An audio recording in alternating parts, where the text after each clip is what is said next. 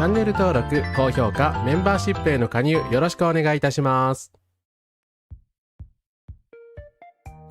はい、皆様こんばんは、こんばんは。聞こえておりますでしょうか。どうもこんばんは、カラスマ100です。本日はですね、またぞろちょっと時間がなかったのでフリートークということで、烏丸の地元で最近起きたヘイトスピーチデモの話などをする予定ですが、時事雑談と異なり特に話す予定を立てずに雑談しますので、ちょっと話題を変えるかもしれません。なので現在進行形の社会問題、政治問題、差別やヘイトスピーチ、実在の政治家や著名人について取り扱いますので視聴にはご注意ください。また私は配信中、緊張や集中で思わず笑ってしまうことがありますが、深刻な話題を軽く扱ったり誰かを笑う意図は一切ありません。聞き取りにくい場面があるかもしれませんが、真剣にお話していきますのでよろしくお願いします。あと先日ちょっとモデレーションというかの話あったんですけど、チャットやコメントでの書き込みは自由にしていただいて構いませんが、私は全ての差別や誹謗中傷に反対しておりますので、そうした書き込みは、モデレーターの方にブロックさせていただくことがありますのでよろしくお願いします。はい、ということでですね、ケイトさん、ドセイエッグさん、ミニラトルさん、ペタさん、ツバキさん、音花風花さん、ペタさん、ウォーキングイソックスさん、コカラスです。来ていただいてありがとうございます。あれ、ミニラトルさん、ツバキさん読んだよね。ごめんなさい。ありがとうございます。来ていただいてありがとうございます。いやーでもね、ちょっと私もだからね、地元のヘイトデモの話、そんな大した話じゃないんだけど、しようかと思っていましたけれども、なんかすごい皆さんがめちゃくちゃ怒っている件がありますよね。いや、そりゃそうだよな。いやー与党過半数超えの話もひどかったけどね。ということで、ちょっと最初その話から入ろうかな。ただですね、先んじて、ちょっとですね、これだけ言わせてください。皆さんニュースで知ってると思いますが、香港で大変痛ましい火災事故がありました。亡くなられた方々に哀悼の意を表します。香港赤十字会がすでに動いているので、寄付したい方はこちらのオンライン寄付がですね、一番確実だと思います。中国政府に対するものはなんかずっと中国の悪口言ってるような感じがして、ちょっとそれも嫌なんですけど、この状況下で。あんまり言いたくないんだけど、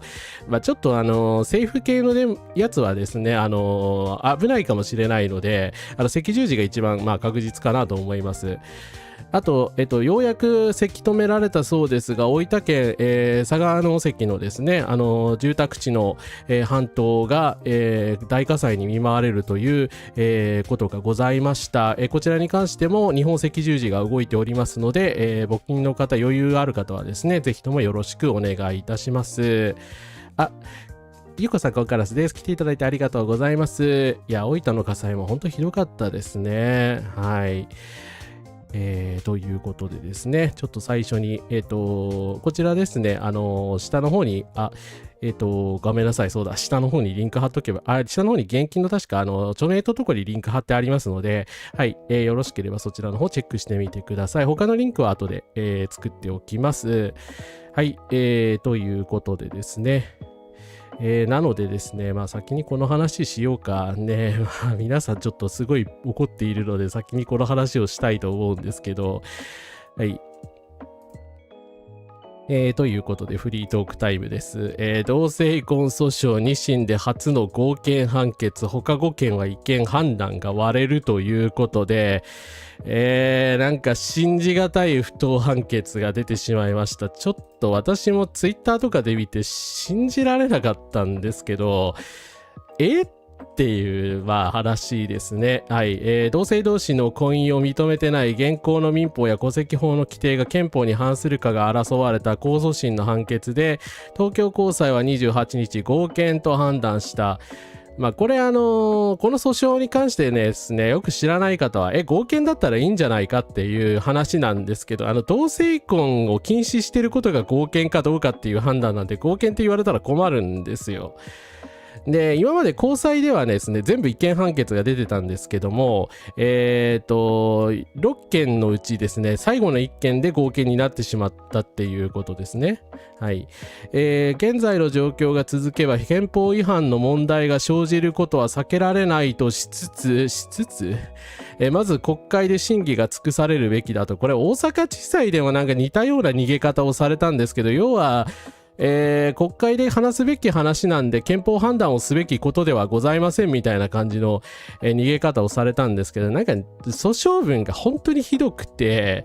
今ちょっと探してたんですけどパッとちょっと出せないんですけれども、なんかマジでひどくてですね、なんか日本国憲法全文まで持ち出してですね、なんか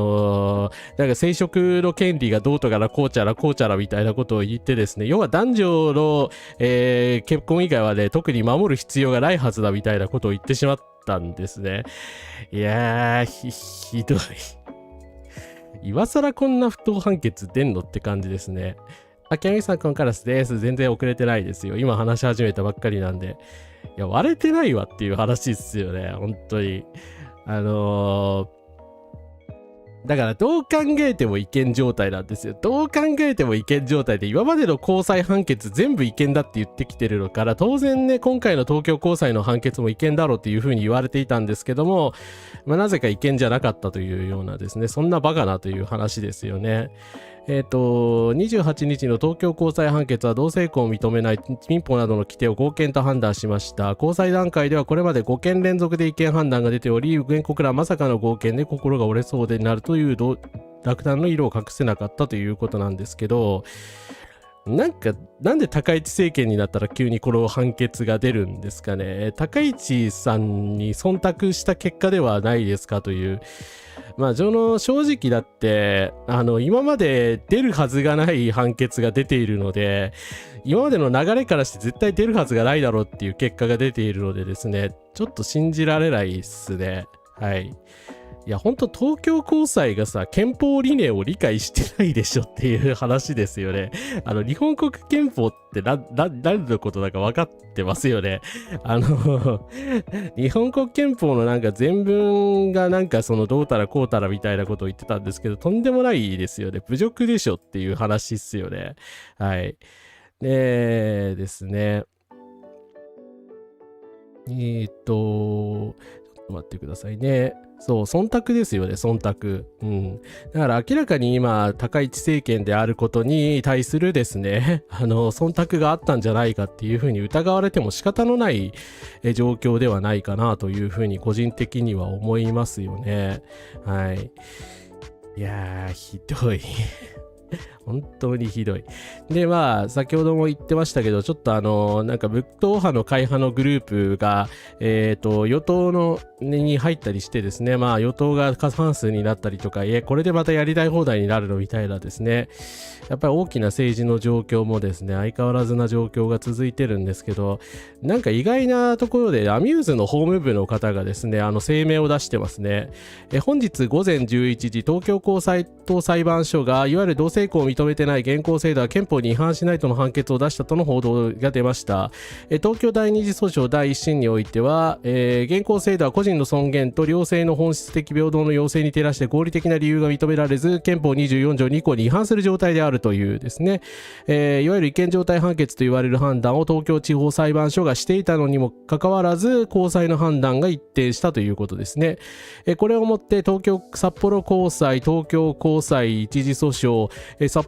福岡高等裁判所、名古屋高等裁判所、大阪高等裁判所の5件が違憲となり、そして漢字の東京高裁がですね、また合憲であるという、またこれもまたややこしい状況になってしまいましたよね。他の地方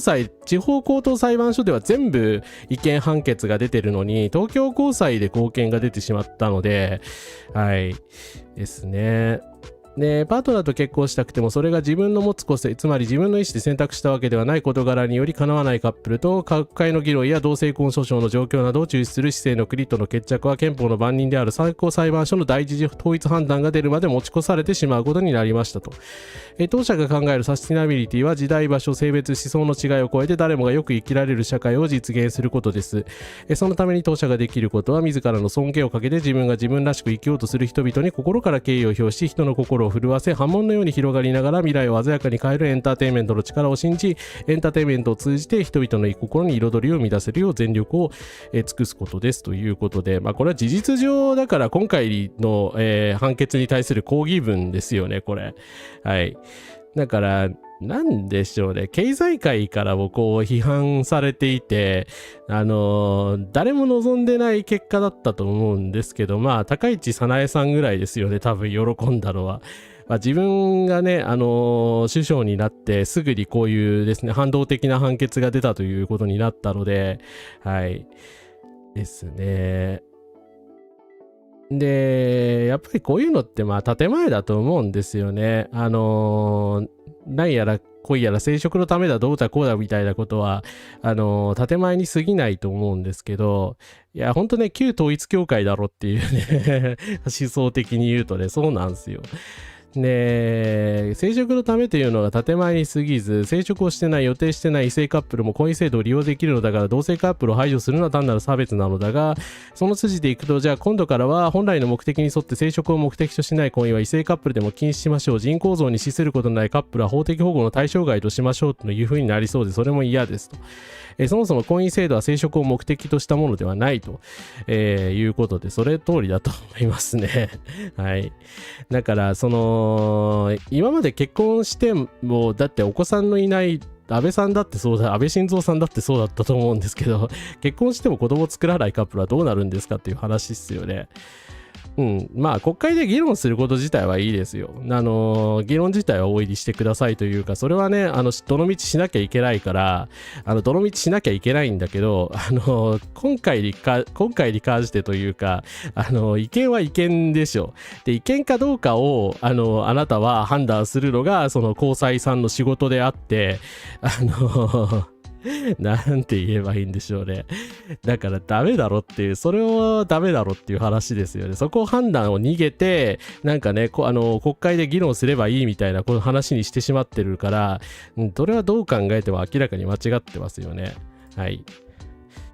ということで、ちょっと最初に同性婚の話から入りました。まあ、フリートークなんでね、皆さんなんか言いたいことあったら、ぜひとも書き込んでいってください。そこからちょっと話が変わるかもしれません。ということで、まあ、ただね、本題として一応用意してきたことがあるので、ちょっとここから本題というか、サムネの話題に入ろうかと思います。待ってた方はすいませんでした。鈴木知事リコールでも本人否定の中国系知事批判、主張の背景に排外主義ということで、もう北海道新聞とかにもガンガンニュースになるようになってしまったんですけども、私の地元のですね、札幌ですね、まあ相変わらずなんかこういうデモが行われております。まあ、私のショート動画見てくれた方は先月にも行われてたことを知ってる方いらっしゃったと思うんですけれども、まあ今月もやったんですよね。はい。まあこれ10月12日の映像みたいなんですけれども、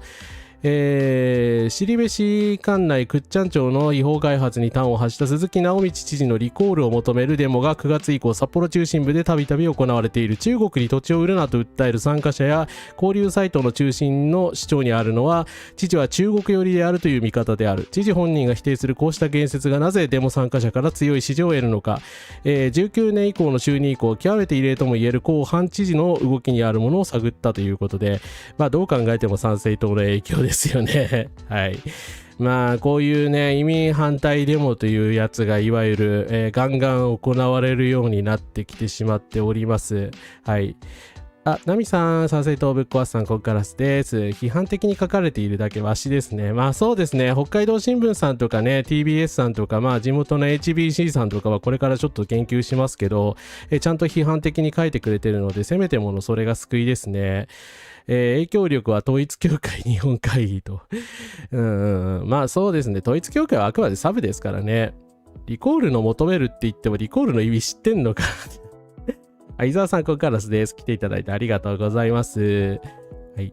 なのでですね、まあこういう話がなんかすげえ盛り上がってるというか、まあ一部の人の間でだけ盛り上がってるような感じなんですけれども、はい。まあもともとね、やっぱり反ワクチンとか言ってた陰謀系のやっぱりグループの人たちが流れてるところがあるみたいです。で、まあそれをね、YouTuber の人がこう面白おかしく取り上げてるので、ちょっとすいません、1分ほど見ていただきたいのですけれども、はい。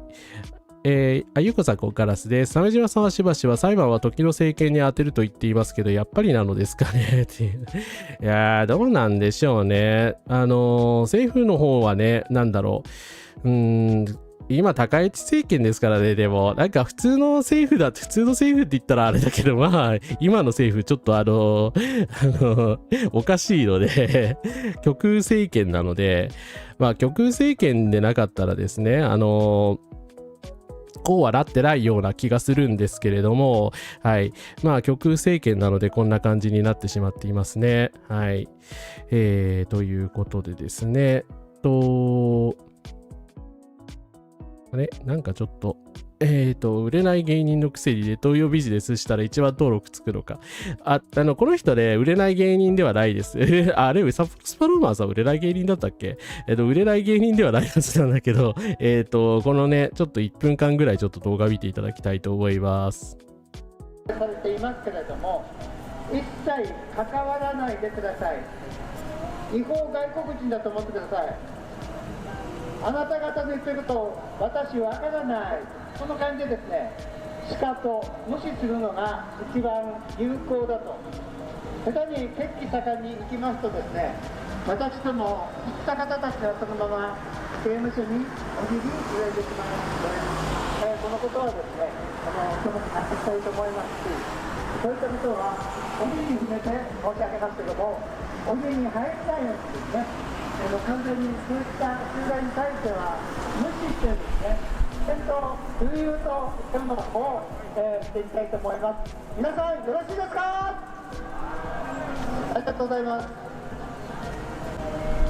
今日はですね、皆さんテレビカメラ入ってます。年内最後のですね、こういったナイトパレードになっていますね。ウィンターナイトパレード、福島市からウィンターのウィンは勝利です。ナイトは騎士です。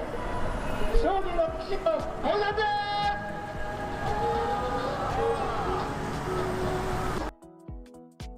す。はい。ちょっとね、映像とその字幕が違うので、この人のスタイルなんですけど、ちょっとわかりにくい内容なんですけど、要はテレビ局が HBC さんなんですが、これから説明しますけど、役者を連れて、ヘイトデモに抗議しに来たんだと。わざわざこいつらそんな仕込みまでやってやがるぞって、なんてマスコミは卑怯なんだみたいな、感じの内容の映像になってます。OBS 衛星レーサー、しょうがさん、コンカラスです。来ていただいてありがとうございます。ソレさん、ごめんなさい。ありがとうございます。まあだからね、主張自体が完全にまあとんでもなんですけど、で、まあこの人ね、ツイッターにも動画を上げていて、こちらが役者と思われるデモ反対派とそれに密着するテレビ局です。また変更報道する気なので、その捏造の舞台裏を証拠として残しておきましょう。みたいな感じで、まあ自分 YouTuber なんで撮影したみたいなんですけど、まあそれがこの映像です。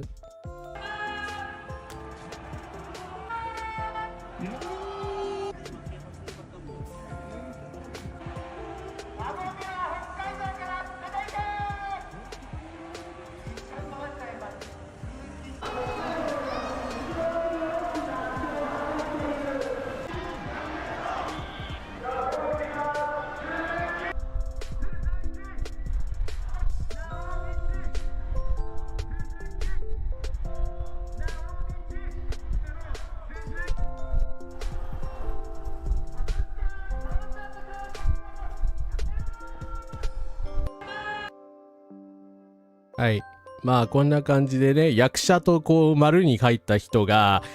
テレビ局と一緒に行動しているから役者に違いないみたいなすげえ斜め上のというかまあ断言しちゃってるんですね、証拠もないのに。すごいよね、この40秒の映像で役者だって判断するんだっていうテレビ局、この人らがデマゴーグかって。あ、そうですよ。だからデマゴーグだから、撮影していたのであって。セイレイさんでいいんだ。ごめんなさい。すいません。ありがとうございました。読み間違ってて。偉そうに英語使ってますけど、英語圏に行ったら差別されるのはこちらなんですけどね、されないと思ってるのかなっていう。だから日本ってまあ別に日本人ってもはやね、もはやというか、言語的には全然マイノリティだし、民族的にもマイノリティだし、むしろマジョリティ性があるのってまあ国内ぐらいなんですけれども、まああんまりね、その辺のこと考えてないですよね。はい。いや、なんでこんな感じになってしまったんでしょうね。ほんと参政党が全てやるいって言いたいところですけれどもね、本当にそうでもないからね、やっぱり元々に在特会以来あった動きの流れの中の出来事ではありますよね。いや、そう、カウンタープロテスタをただの役者ができるわけないんですけど、ゴゴブリさん、コンカラスです。来ていただいてありがとうございます。では、役者という証拠はインタビューなどをしてしっかり撮ってるんですよね。スパローマンという人は。外側から決めつけてるわけじゃなくて、はい、決めつけてますよ。はい、まあ、結論から言うと、この HBC のスタッフの方、さっき一瞬後ろ姿しか出なかったんですけれども、はい、この方ですね。まあ、この方はね、有名人だし、みんな知ってる人だと思うので紹介しちゃうんですけど、ラディオ、Dialogue for People ゲスト山崎裕二さん、統一地方選で考えるヤジと民主主義ということで、はい。私が何回も紹介してる、ヤジっぽいこと、ヤジと民主主義の監督ですね。北海道新聞報道部のデスクの山崎裕二監督です。いや、山崎監督知らねえのかよって山崎さんが役者使うわけないじゃんっていう話なんですけれども、まあ、知らなかったとしたら完全に潜りですね。はい。地元で、だから、その左翼マスコミがどうとかって言ってんのに、Dialogue for People に出てる有名な映画監督の山崎さんを多分このスパローマンさん知らないんですよ。知らないから、このカメラ構えて隣に立ってんのがですね、山崎さんだと知らなくって、まあ役者を使ってなんかテレビがね、悪いことしてるに違いないみたいな憶測でものを言ってるんですよね。はい。役者という根拠は俺がそう思ったからでしかないっていうね。まあ顔はね、確かにこの Dialogue for People の映像とか、まあヤジのっぽいのインタビューとかでしか出してないので、まあ出して、でも私はね、すぐ見たらすぐ分かったけど、あ、山崎さんだってすぐ分かったけど。はい。まあそんな活動家の人以外は知らないと思いますけどね。いや、ほんとね、だからね、読売テレビをね、叩いてたヘズマリュウさんみたいなことやってますよね。で、まあ、山崎監督ってもともとニュースステーションとか報道ステーションのディレクターやってまして、で、コンクリート詰め殺人事件の加害者を追ったですね、報道とかでもですね、有名な方なんですけど、途中から TBS に入って、TBS 系の、まあ、北海道 HBC に、北海道放送にですね、入った方なんですけれども、まあ、ね、そんな、だから、アイヌヘイトの番組とかもこの方が作ってるんですよ。そりゃね、そりゃヘイトデモがあるっつったら追っかけるじゃないですか。当然なんですよ。相葉修さん、こんからです。来ていただいてありがとうございます。参政党が排外主義の雰囲気を作ったと言えそうですし、排外主義の雰囲気が参政党を作ったともそうですね。なんか両面言えそうですよね。しかし、そんな決めつけでも信じる人たちの総数が増えている感じがするのは本当に嫌になりますね。はい。ということでですね。ただね、このデモを主催してた、まあ、連中が何かっていう話なんですけど、まあ、このナンダリンダさんという人が、まあ、個人攻撃をしたいわけではないので、ちょっとそこはね、気をつけていただきたいですが、HBC、オールドメディア、芝木隊をプロパガンダの道具に使うみたいなですね。まあ、相手が、作者側に役者だというのはですね、間違いだと気づいたのか、まあ、芝木隊を使って要は活動家の人を使ってなんか、悪者に仕立て上げているんだみたいなことを言っているんですけれども、でもこの人もなんかすげえめんどくさい人らしくて、もともと左翼だったらしいんですね。で、なんか反原発活動とかをやっていて、で、そこからなんかねじれにねじれてここに来てしまったという感じの方らしいんですけれども、っていう、まあ感じなんですけど、で、まあ、撮ってたのはクラックノースさんですね。まあ、札幌でずっとプロテスト活動とかやってる方なんですけど、デモの先導者にいたのが、元大日本行動会っていうですね、右翼団体の竹内さんという人だったらしいです。まあ、それもね、それは私はこの人は見てわかんなかったのでね、すぐわかったのすげえなって思うんですけど、旭川市の市民団体有志の会見反対外線に嫌がらせで来ていた時の写真をこう、激写されてしまっていますね。はい。だからまあ大昔っていうか10年以上前からかな、クラックノースさんってこういうプロテスト活動とかやってる方なんで、だから右翼の人たちが関わってるデモだとすぐに分かってるんですよね。はい。という話でしかないんですけどね。そう。プロテスターの方はもちろん山崎さんと知り合いですし、そのクラックノースさんはね、知り合いだし、まあそもそもね、山崎監督知らない方がね、活動家でね、知らない方がおかしいっていうぐらい有名なんで、地元では。はい。っていう話ですね。で、間違いに気づいたらこれやってんの、本当悪質ですよね。反韓反中は日本人はうっすら思ってたでしょうが、昨今の風潮で包み隠さずになったのが、いやー、それでこのやっぱりね、国際問題の流れですからね、やっぱり非常に危険な今状況になってしまったなと思います。まあ、ただね、なんでこんな都合よくテレビカメラが揃ってたんだって、お前そんなね、前から狙ってたのかと。まあ山崎監督は多分知ってたと思うので、最初から狙ってた可能性もあるんですけど、まあ、何かというとですね、春眠りさんという人がね、ライブしに来てたんですよ、北海道に。まあこんな感じでね、なんか MC もクラウザーさんみたいでかっこよかったんですけど、私見に行ってきました。はい。これは私が撮影した映像でございます。はい。札幌公演にですね、This Charming Man さんというところ、方々と一緒にですね、公演しに来ていらっしゃいまして、当然ですね、春眠りさんなんでですね、みんな札幌のプロテスターとか、札幌の左翼系の活動家の人とか、みんなライブハウスに来たんですよ。で、その目の旗の先でね、このヘイトデモやってたわけですよ。で、だから山崎監督は春眠りさを取材に来たんですよ。春眠りさを取材に来たのにですね、ヘイトデモがちょうど同じところでやっているっていうですね、それ撮影しに行くだろっていう話ですよね。はい。なので、春眠りさん、なんかツアー公演、東京の方では12月10日にあるそうでございますので、近くの方はぜひとも、ご検討ください。はい。まあ、いつもツイッターとかでね、発信されてる春さんですけど、だから春眠りさんを撮りに来たらなんかヘイトスピーカーがいたっていうだけの話話なんですよね。よりによってみんなね、活動家100人ぐらいが大集合してる時に突っ込んできたっていうのがなんか飛んで火のいるなんとやろという感じなんですけどね。なので偶然的な要素が大きかったと思います。はい。ノーヘイト TV で今治の平安移民デモに取材したら反原発運動に、その話なんか見ましたね。そうみたいですね。いやー、なんか反原発から闇落ちした人多すぎだろうっていうね、ちょっと悲しくなっちゃいますよね。はい。いや、見事なテンプレ文ですよね。そう。そうそう。仙台 VS に始まったあの思想家っていう。今の VS はやべえやつだけどっていう。春眠りさんのエネルギッシュな感じは鼓舞されますね。はい。ですね。とてもライブ良かったです。はい。で、まあ、ただよりによってね、ほんとね、春さんのね、ライブがあるという時にですね、わざわざこんなね、嫌がらせみたいなデモをしてきてね、しかも時間的になんかちょうどよくもないけど、ちょっと先だったんですよ。ヘイトデモが3時半とか4時から開始してて、で、春眠りさんが5時半とかからライブしてたのでちょっとディスチャーミングマンさんが少し遅れたりとか、それで遅らせたりとかですね、いろいろあったんですけど、はい。なのでね、まあちょうど HBC のカメラが入れるタイミングだったということですね。はい。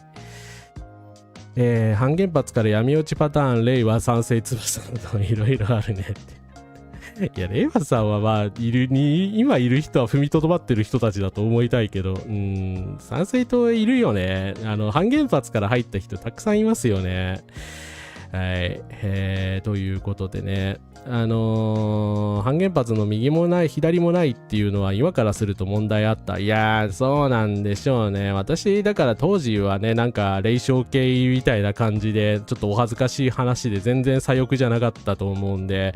だから半原発で頑張ってた人に対してね、非難するような偉そうなことはね、言いたくないんですけど、ただそうなんだけどなっていう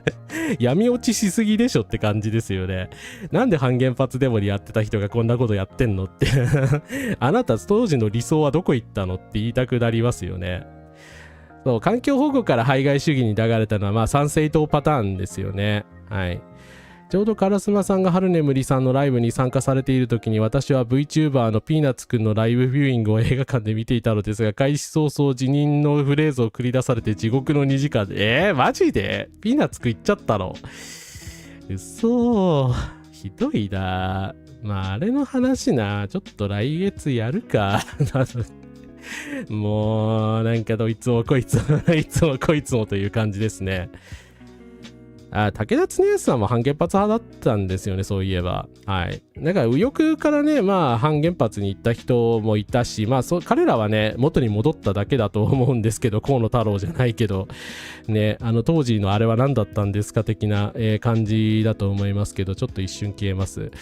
当時のあれはね、何だったんだという感じでございますけれども、でも左派の人でね、やっぱりちゃんと反原発やってたのにね、またなんかヘイト方向に行ってしまった人はね、本当に、今からでもいいから考え直してくれやって感じですね。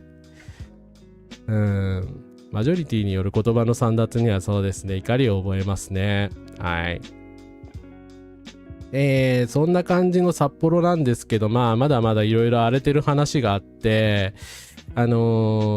まあこれはね、好意的なコメントなんですけど、大通駅の南北線のホーム駅、大通駅っていう駅があるんですけどね、ヘイトスピーチを許さないという看板がありました。北海道コンサドーレ札幌選手からの人権メッセージ動画がということでですね、コンサドーレ札幌さんと法務局がですね、コラボしてこういう企画をやっているんですよ。まあこれはね、素晴らしい取り組みじゃないかと思うんですけど、まあ、さっきの札幌スパローマンさんがですね、このタイミングでこの広告もしやと思い札幌法務局の YouTube を見に行っていたら北海道新聞社のユニフォームを着てて納得だというですね、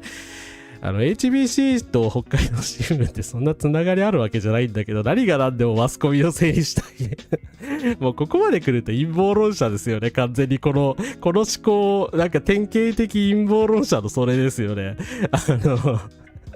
いや関係ないだろっていう話なんですが、ちなみにですね、まあ、人権週間だからコンサさんが出てきたんだけど、1年ぐらい前からね、これやってるらしくてですね、だから全然今回の件と関係ないんですよね。はい。はい。抗議のメールを送ったんですね。お疲れ様です。ありがとうございます。河野太郎も初期に反原発っぽいこと言ってましたよね。めっちゃ言ってましたよね。山本太郎と写真撮ってましたよね、いつ。はい。反原発派から歓迎の声があったのは事実です。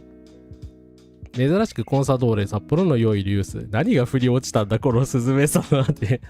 オールドメディアがみたいな。コンサド反対から読むと。そうですね、どさんこですからね。はい。コンサドーレさん、まあいろいろ問題はあるけどね、この行動は素晴らしいと思いますよ。はい。実際原発は事故のリスクが他の発電方法よりも高いし、テロとかされたら一発で周辺に誰も住めなくなるので、安全装置のついてない原子爆弾のようなもんですというですね。いや本当ね、だから原発ってそもそもだからすげえリスク高いですからね。ね、やっぱりハイリスクすぎるということで、なんて言うんでしょうね。ね、保守派の人はちゃんと反対してくれよっていう感じなんですけど、なんかすっかり左翼の先輩特許みたいになっちゃって、それが嫌ですよね。はい。そうですね。これはとてもいい取り組みだと思います。ただね、スパローマンさんって最初からね、このスズメさんなんですけど、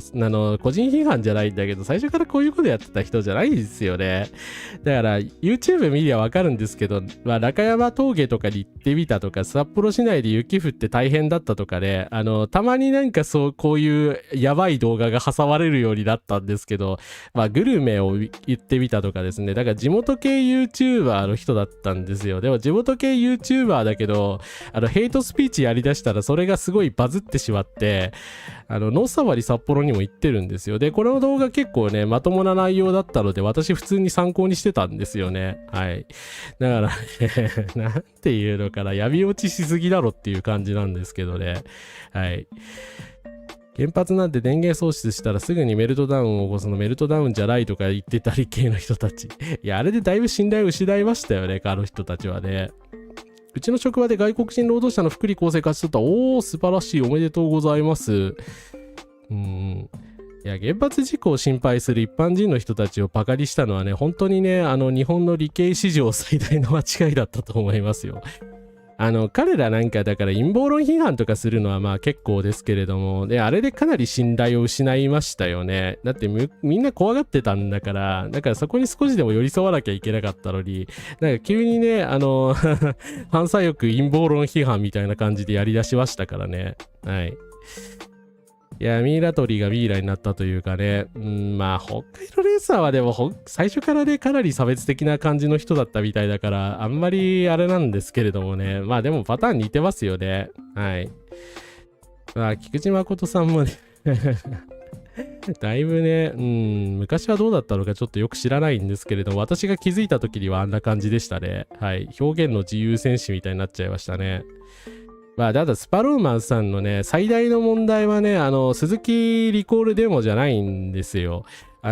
セカンドチャンネルにしか上げてないんだけど、なんでこっちに上げてんだっていう感じなんですけれどもね。はい。江別市パキスタン村が危険すぎたですね。まあ、この動画は本当にひどいので出しませんけど、はい。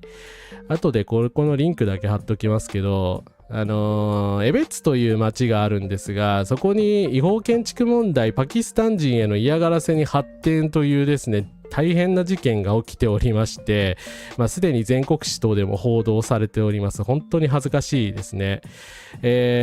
なんとですね、スパローマンさんが犯人じゃないけど、花火を打ち込んだりとか、SNS でテロ国家呼ばわりしたりとかですね、投稿を見合わせる子も出現してしまったということで、完全にもう、外国人差別なのはもちろんなんですけれども、治安問題に、発展してしまったと思います。パキスタンの人たちに対してテロ国家自国へ帰れ犯罪者集団みたいなですね。いや犯罪者はあなた方でしょっていう。だからスパローマンさんとか勝手にだからパキスタン人の人とかに突撃取材して怒られてるんですよ。で怒られたもんだからこいつらは危険だみたいなことをですね言いまくってるんですよね。いや危険なのはあなただからっていう話でしかないんですけれども。それでですね、ずっとうまいこと自動車産業とかで交流して、地元でうまくやっていたにもかかわらず治安問題に発展しているという感じでございます。いやーね。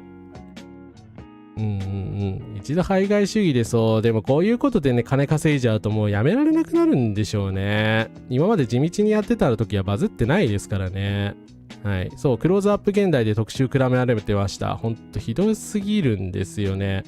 パキスタン人に何の恨みがあるのか。いや、ほんとね、恨みも何もないんですよ。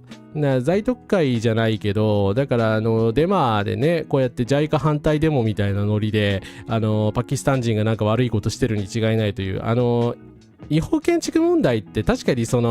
なんでしょうね。札幌とか北海道っていい加減なんで、北海道の体質だと思うんだけど、北海道全域の体質だと思うんですけれども、もともとね、アイヌの人たちを侵略して作ったような、とこじゃないですか。イスラエルもそうだけど、だから建築許可とかをちゃんと取ってない工場とかが多いんですよ。だから別にパキスタン人の人たちに限ったことじゃなくて、日本人もみんなそうなんですよ。ノースサファリ札幌もそうだったですし、だから違法建築の物件があるっていうことで、だからパキスタン人が犯人だみたいなことを言ってて、それは事実なんだけど、でその事実から話を膨らませすぎなんですよね。別に犯罪行為をやってるかっていうとかなり怪しいし、そもそも知らなかっただけだと思われるので、はいですね。スズメと乗り物チャンネルは同心にロックオンされてる。で、そうですね。なんかもう新聞社の人たちはもう完全に山崎監督もそうですけど、完全に知ってるみたいですね。はい。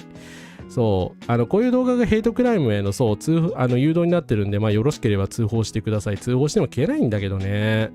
自分から攻撃しておいて反撃されたらあいつは危険だと喧伝するとか、自分で火をつけて火事だと叫んでる。いやほんとそうなんですよ。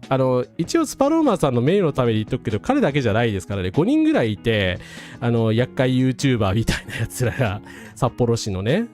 そいつらがみんなして別に言ってるんですけど、とんでもない話ですよ。だから私も正直ね、だから取材したかったんですけど、本心言うと。でも黒源さんとかね、こちら HBC さんの報道、詳しい報道、こちらもね、10分間で見れるので、よかったら後でリンク貼っとくので見ていただきたいんですけど、もうパキスタン人の人たち、本当に当たり前なんですけど、すごく怖がってて、もう YouTuber なんてもちろん論外だし、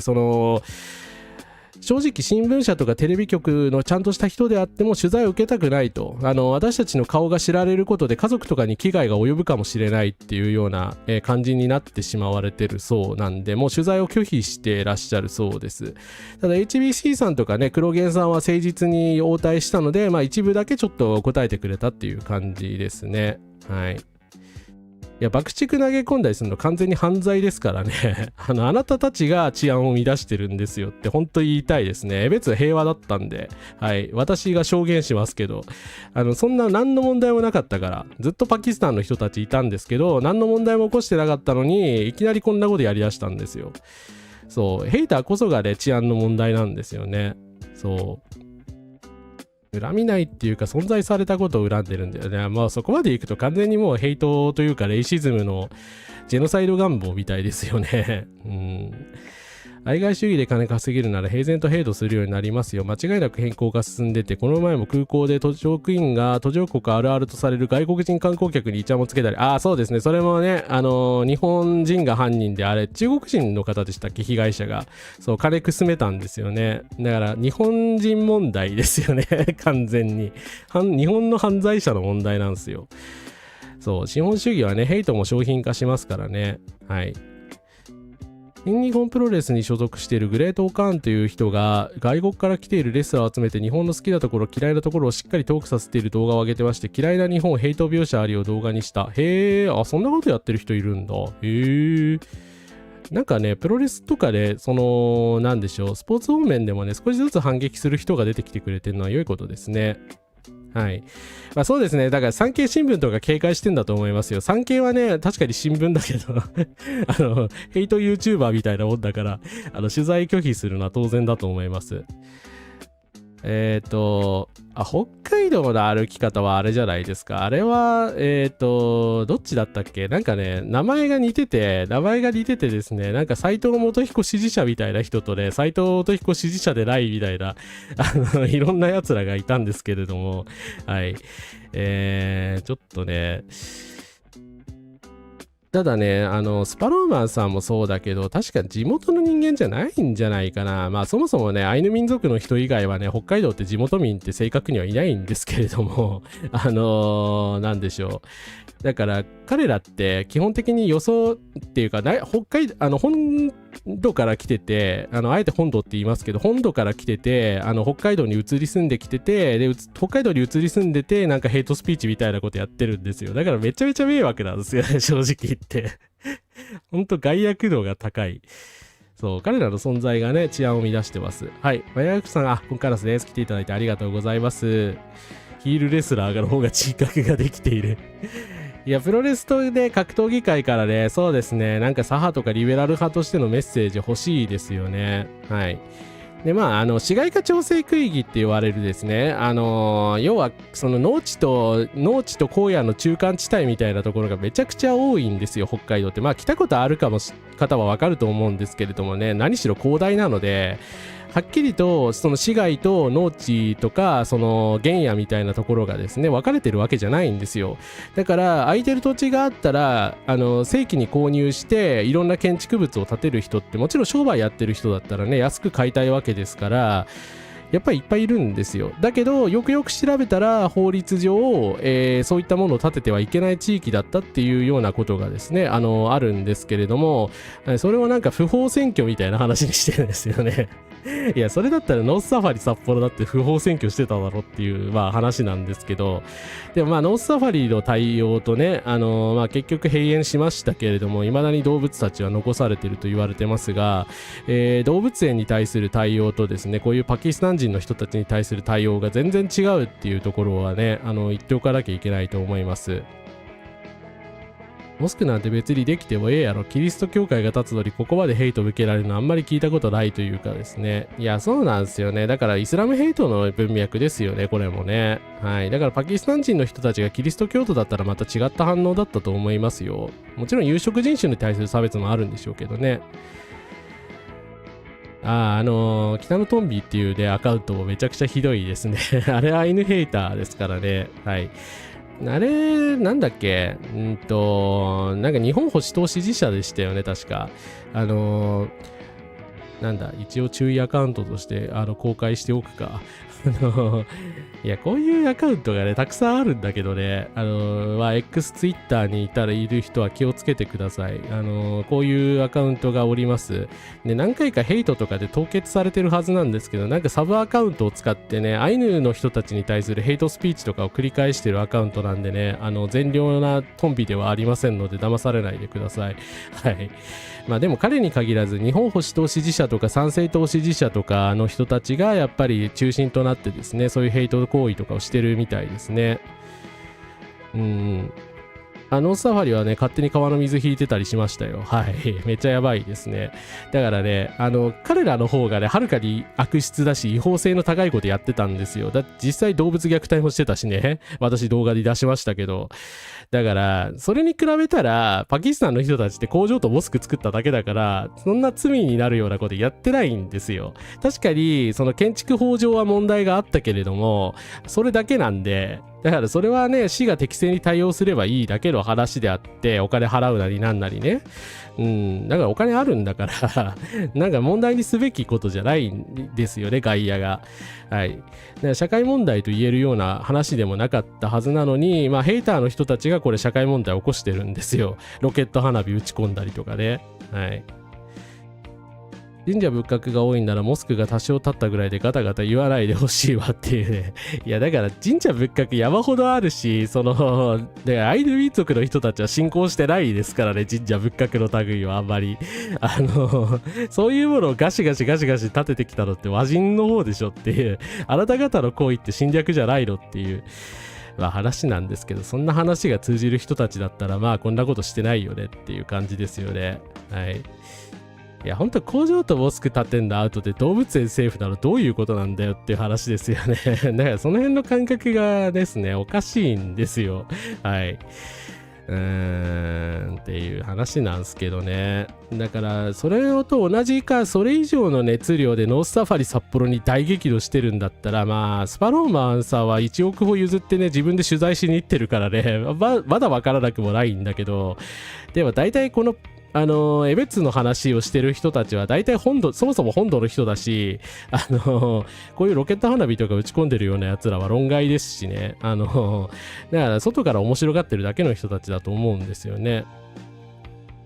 そう、モスクができてムスリムが集まるんじゃなくて、ムスリムの人たちが増えているからモスクが必要になったんですよ。だからニーズと供給があるだけの話なんですよね。なんでなんか単純な理屈を逆転する人が多いですよね。なんかモスクを建てたからムスリムのイスラム教徒の人たちが増えるみたいな、そんな劇的な効果あるんだったらモスク建てまくればいいんじゃないかと思っちゃいますけどキリスト教会建てたからってキリスト教徒増えないでしょってだから論理が逆になってますよね。まあヘイターの人独特のあれだと思います。とある YouTuber は会社の看板とか勝手に撮り始めた。それを見てあるパキスタン人の方が勝手に写真を撮るなと注意した。それを日本人帰れって言われたというふうに言っているんじゃないかと。で、もちろんですね、向こうのですね、現地語で話されてるんで、YouTube だと何をおっしゃってるかね、わかんないんですよ。だから偽字幕をつけてる可能性もあるんですね。はい。ちょっと私もだから言語に関してはね、私も理解できないので、わかんないんですけど、私たちの言ってることが正しく伝わってないから、まあ YouTube とかの取材は勘弁してくれというような話になってるみたいですね。まあ当然のことだと思います。とある YouTuber にはモスクにいたパキスタンの人にイスラム教に興味があるから中に入れさせてくれないかとお願いした。パキスタン人はいいですよと案内した。その後その人が配信した YouTube を見ると、モスクに連れて行かれて囲まれて怖い思いをした後でモスクの中に連れて行かれたというような内容に改変されていたというですね、これ最悪ですよねスワローマンさんではないと思いますけど、どんだけ悪意あんのっていう話なんですけどね。まあこんなこと言ってたら私みたいなね怪しげな YouTuber はね、そりゃあれ取材拒否されるだろうなと思います。申し込みしてないですけど。マトマさんコンカラスです。結果と過程を逆転するのは呪術の考え方です。なるほど、呪術思考なのか。なるほどな。なんか少し納得してしまいましたがありがとうございますそういえば高層マンションが中国人に買い叩かれているという陰謀論が国土交通省の調査で否定されましたね。調査結果はすごく回りくどくて見にくいですが、そうですね。はい。なんかね、ちゃんと広めたくないのかなっていうレベルですごい回りくどい話だったんですけど、高層マンションが中国系の人たちが買い叩いているみたいな話があったんですけど、なんか蓋を開けたらね、台湾の人に買われてたりとか、そもそも外国人が3% ぐらいでしたっけはい。だからね、国土交通省はそういうことちゃんと言ってくださいよっていう話ですよね。ちょっと後で探してみますわ。だからね、そう、神社を建てたらね、自動的にね、神道に行く人がすげえ増えまくるんだったら、なんか、どんどん神社建てればいいんじゃないかっていう気がいたしますけどね、そこまで単純じゃないだろうって思いますけどね。はい。いや、でもね、ほんとウトロ放火寸前の状態ですよね、これ。だからもうヘイトクライムだから、まあ犯人は捕まってほしいですし、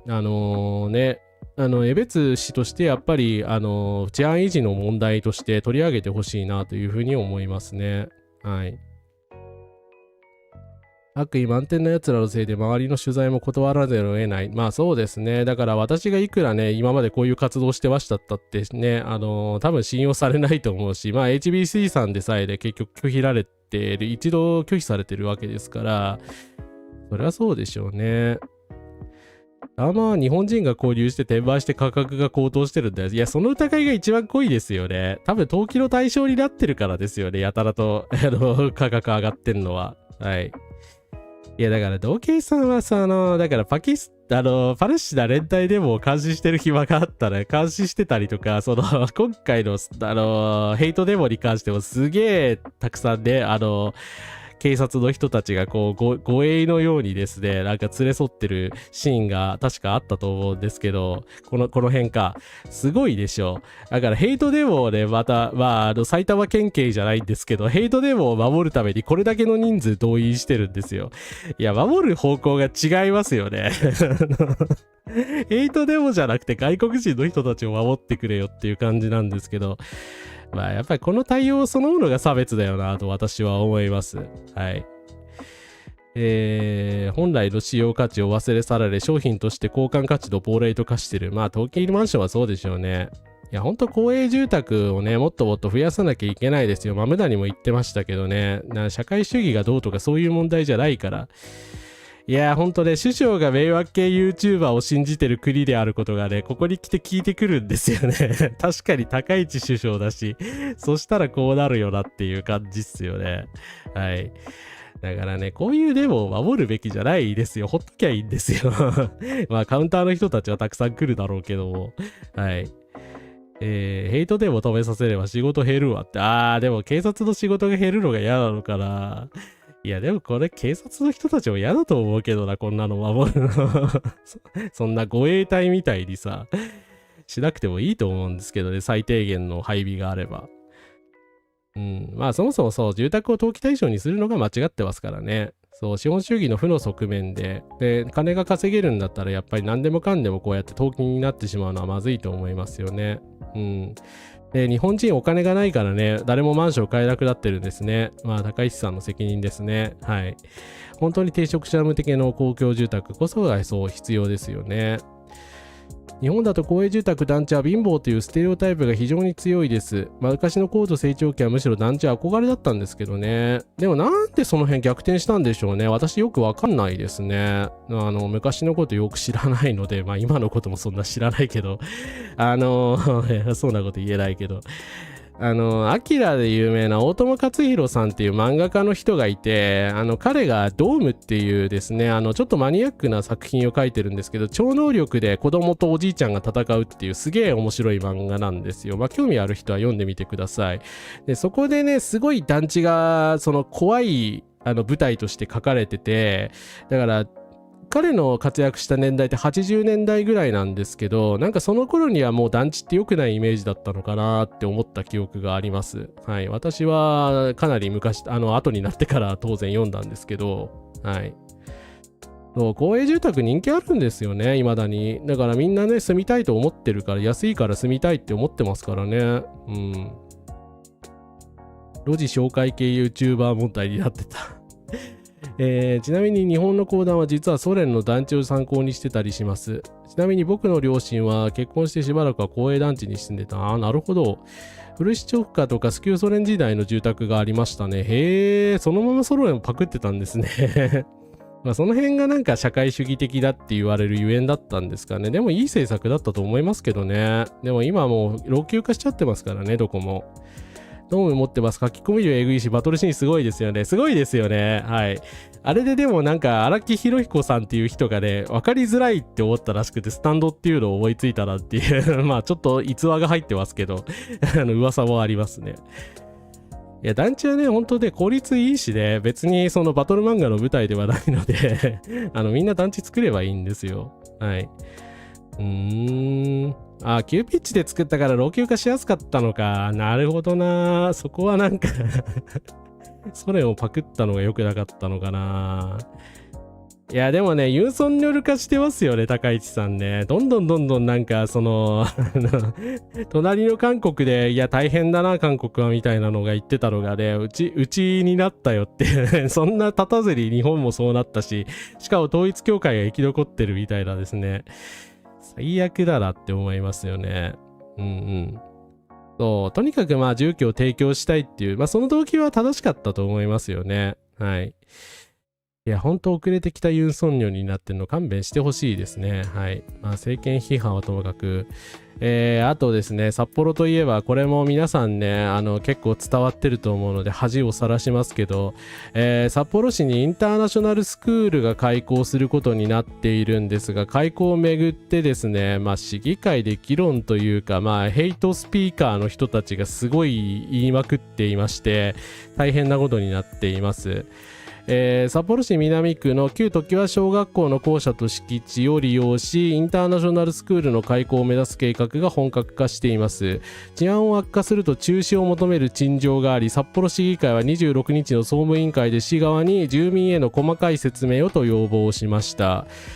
開校を目指しているのはグローバルインディアンエデュケーションという団体、でして、名前からしてですね、インド系の、団体かと思われるんですけど、実はまあ東京都にありまして、経営母体はシンガポールです。で、生徒の 55% 以上は日本人。まあ、要はお坊ちゃん学校なんですよね。なんだけど、名前がグローバルインディアンエデュケーションだから、インド系の移民の人たちがガーンと来るっていうことが言われまして、まあ、北海道が侵略されるといういつものあれですね。これで大炎上してしまっています。はい。ただ学校の母体はシンガポールに本拠を置き、特定国籍の児童を対象にしたものではない。 SNS で疑念となっている情報は間違っているということがようやく言われるようになりました。これを先に言えよっていう感じなんですけれども、まあ、札幌市の議会にもですねちょっと動きが遅いんですけど、ようやくですね、このヘイトデマ問題が、伝わってきたかなと思います。素人考えですが、経済成長を見て生活の豊かさの意味合いが変わっていったのかな。まあそうですね。やっぱ80年代のバブルの頃とか90年代は、まあ心の豊かさが大切なんだみたいなことが、ね、言われてたみたいですからね。まあなんか今や遠くなりけりって感じですよね。時代が過ぎ去って。もう心の豊かさどころの話じゃないんですけど、いや心の豊かさも大事だけどさっていう感じですよね。みんなもう貧しくなって、さらに心も貧しくなっているという、ダブル、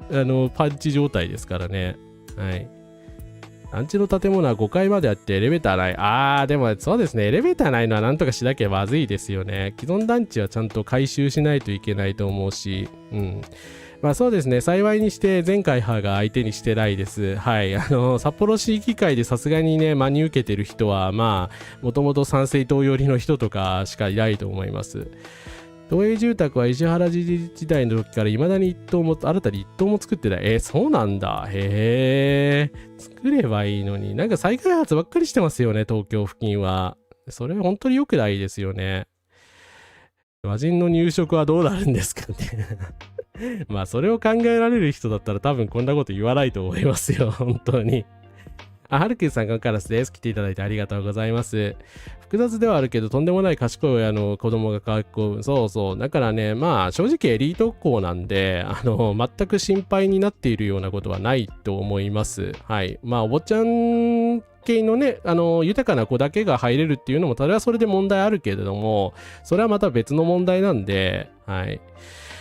まあ、ほんとね、貧すれば鈍するという感じですよね。はい。藤沢市役所にモスク建設に関するお問い合わせというかイチャモン来てるらしい。そうなんですか。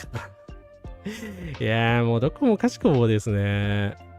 そう、インターナショナルスクールだからね、しかも教育熱心な人が通わせるに決まってるじゃないですか。しかもそういういわゆるエリート校なのに、何を言ってんのっていう、まあ、感じですよね。はい。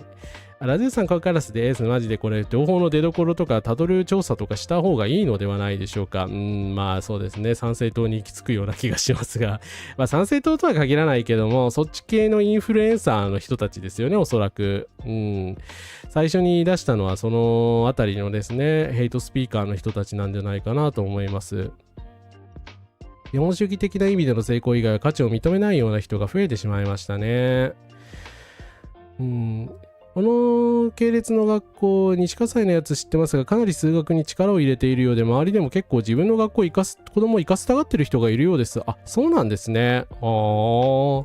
りゃね、でもね、エリート校ですからね。みんな行きたがる学校ですよね、いわゆる。はい。だから、んでしょうね。本当ね、なんか論理が逆転してんすよね。本来だったらみんな行きたがる憧れのね、インターナショナルスクールなのに、なんかね、そういうヘイトスピーカーの一人かかると謎の侵略基地みたいになってしまってるんですね。はい。いやーもう貧すればどうするっつっても限度がありますよね。はい。まあそうですね、スパローマーさんも拡散に協力してますよね。あ、キッズさん、コカラスです。なんで投資家ってあんな嫌な感じのアカウントが多いんでしょうか。まあ最近なんか投資家の人たち少し反省してて高市政権を止められた円安とね、株安のダブルパンチでやばいみたいなことにと言い出してきてる人も稀によくいますけれども、まあ基本的にそうね、オリベとかで極右反動主義者みたいな人たちばっかりなんですよね。はい。で、札幌市議会の立憲民主党の成田さんですが、さすがというかですね、あんまり私知らない議員さんだったんですけど、非常にまとまったコメントを出されております。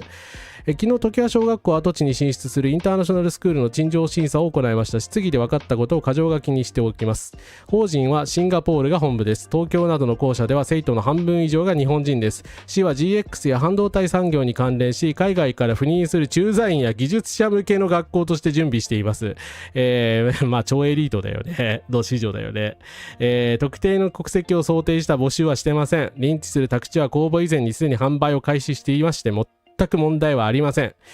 法人名にインディアンとつくのでインド系と勘違いした人がいるようですが、シンガポール系です。中華系、マレー系、インド系を軸に多民族文化で有名な国です。今だと国際的な調査でも日本よりシンガポールの方が教育レベルが高いと評されてます。まあ、シンガポール独裁なんでね、持ち上げる、一面的に持ち上げることはできないんですけど、これは事実ですね。学費は月に10万円以上かかるようなので、かなり教育熱心な方か、海外から札幌県に赴任した駐在員のご子息を通わせる学校になるかと思われます。今後地域住民のアンケートや資料の配布を行うとのことで、陳情については継続審査となっていますということで、成田議員頑張ってください。はい。このヘイト電話を止めてください。はい。ということで、地元議員さんを応援しようと思います。政党支持者は差別主義者ではありません。誰かを攻撃しなければ生きていけないほどに追い詰められた被害者なんです。いやー、まあ、その経済不安が根っこにあるのは事実だと思いますけれども、ネオリベラリズムがね、とか、ネオリベラリズムであるとか、まあ、極右の人たちの扇動が社会を不安定化して、まあ、それに不安に駆られた人たちが、まあ、取り込まれてるっていう構図なわけですよね。でもそれはね、極右とネオリベが悪いのであって、社会や外国人が悪いわけではありません。そう、技術者ってことは修士博士もゴロゴロいるでしょうね。不安があるから攻撃していいになるのはちょっと待てっていうね。そんなこと言ったらね、そう、なんかカルト批判とかできなくなっちゃいますよね。はい、統一教会とかはやっぱ人の心の弱みにつけ込むところが良くないのであって、その異端だからっていう理由で差別されてるわけじゃないですからね。それも言ったらね、宗教差別だと思いますけど、そうじゃないんだよなっていう。そう、でも快楽にやっぱ弱いですよね。弱すぎでしょっていう。そんななんかね、簡単にそういうなんか気持ちのいい情報に信じないでほしいっていうところなんですけれども、やっぱり政治的なものが快楽原則と大衆が結びつくっていうのはやっぱり危険ですよね。ファシズムだからね。はい。ネオリベこそが買い付くさの元凶なのに排外主義に向かうのが間違ってます。その通りですね。はい。だからまず格差を何とかしなきゃいけないんですよ。シンガポールは発展途上国みたいなちなみにシンガポールのね、まあ、独裁政権っていうとこもあるんですけど、シンガポールが大好きだった首相がいますが、誰でしょうか。はい、安倍晋三さんですね。シンガポール安倍晋三でググったらね、まあ、シンガポールのことべった褒めしてるのがね、たくさん出てきますよ。これ本当ですからね。はい。なんとなく、まあ、結構最近言われてるけど、安倍ちゃんの言ってたこと大体その批判されてるんですよね。アベノミクスも事実上否定されつつあるし、なんかその安倍さんがやってた多文化共生とかも全部否定されつつあるし、安倍さんの存在何だったんだって、皆さんのね、大好きな安倍さんじゃなかったのかっていう感じがしますね。まず伝統宗教の方が下手な新宗教よりも右派と結びついています。まあそこはそうですね。そう。だからカルト批判するときそこはやっぱり注意しなきゃいけないですよね。統一教会だってキリスト教系ですからね。はい。だから新宗教が怪しいぞっていう風に見えたからといって、実際ねトランプの支持してるのはつったら、キリスト教プロテスタント福音派みたいな人たちなわけじゃないですか。伝統教会ですよね。はい。だからね、やっぱり伝統宗教がねちょっと力を失ってちょっと政治的な方向に行ってしまってるっていうのがよろしくないのかなと思いますよね。シンガポールとか物価高すぎていけないなんで安倍晋三さんの見た未来がそう経済的にそう不安がある人ともね限らない人がですね海外に移ってるんですよ。それね今最近まとめたあれがあったな。ちょっと待ってくださいね。なんだっけ、なんかあったはずだ。ちょっと確認しますそれ新さんの全てが否定されちゃうよっていうモスクが全国に150カ所、旧統一教会関連施設は全国に300カ所。そうなんだ。モスクの方が少ないんですね。ありがとうございます。はい。例えばこういうのかな。これ外交的なあれですからね、あれですけれどもね、G20 ですね。G20 ですね。なんか最近聞いたことあるな。G20 大阪サミット出席のため、訪日中のリー・シェンロンシンガポール共和国首相と立ち話を行いました。安倍首相から、二国間関係について両国間のハイレベルな往来が継続していることを深く歓迎いたします。日本国産食品輸入規制について残る規制の撤廃に期待します。DPRK 北朝鮮の非核化に向けた安保理決議の提案について一致するとともに、安倍総理大臣から拉致問題の早期解決に向けた理解と協力を求めリー首相を支持しましたと。対 DPRK 政策でね安倍さんを支持するって言ったんですよだからね、安倍さんシンガポール大好きだったんで、リー・クアンユーじゃねえ、リー・シェンロンとも親しかったんですけど、はい。こんな感じでしたね。はい。そう、日本会議もそうですね。神社本庁ですからね。はい。でもうど真ん中ですからね。そこが困ったとこなんですけどね。県政会はね、日蓮宗ですしね。そう。独裁者同士の握手。安倍晋三は遅刻してない。確かにね、外見はね、完璧というか、やっぱり外面はいい人だったんだなというのが、なんか、改めて見ると伺えますね。はい。7年前の映像ですけれども、なんか時は過ぎ去れりという感じですね。そうだ。さきさんというね、フランスの、フェミニストの方の、極右は支持しているのは誰なのかっていうですね、ノートがあったんですけれども、ちょっと待ってくださいね。後で検索するわ。その前にちょっとこちらを読んでてください。先ほどのね、札幌市議会の陳情なんですけど、他人になりすまして申請していたそうです。どうかしてんじゃないのかって言いたくなるんだけど、札幌市議会が受理した、陳情2件について提出者として記載されていた2人が提出していないと審議会に申し出ていたことが分かったと。陳情は東京都内の民間事業所が計画している東京都南区のですね、旧私立小学校を活用したインターナショナルスクールに、開校する内容、反対する内容だったんですけれども、名前をなりすましで誰かが使っていたそうです。いやー、もう本当にもういや、もう北海道に住まないでほしいですね。こんなことする人はね。悪いけど本当迷惑ですし、犯罪者ですよね、これやってることが。いや、やばすぎますよね。そう、中国共産党でさえね、イスラム教自体全否定してないですからね。で、どうかしてるでしょ、ここまでやるの。はい。そう、シンさんはなんかね、安倍晋三さんはね、党内政治はちゃんとやってましたからね。高市さん、それすらできないんだなっていう。なりすましってヤジ飛ばしてやろうか、意味がわからねえわ。なんじゃそりゃって。こちらですね。集英写真書プラスに、フランスから考えるっていう森野咲さんの記事で、誰が極右を支持しているのかという記事が載ってまして、これ大変面白いのでですね、皆さんに後でリンクしておきますが、ぜひ読んでください。はい。フランスのね、戦線、マリーヌ・ルペンですけれども、高市早苗さんとね比較よくされますけれども、極右なんですが、なぜ彼女がすごい熱烈に、フランス極右の人たちから支持されたかっていうところなんですよね。よく要はリベラル派が見捨てた中間層の人たちがみたいなことが言われるじゃないですか。でも実際のデータとか散らしてみるとそんな感じでもないんですよね。まずその独裁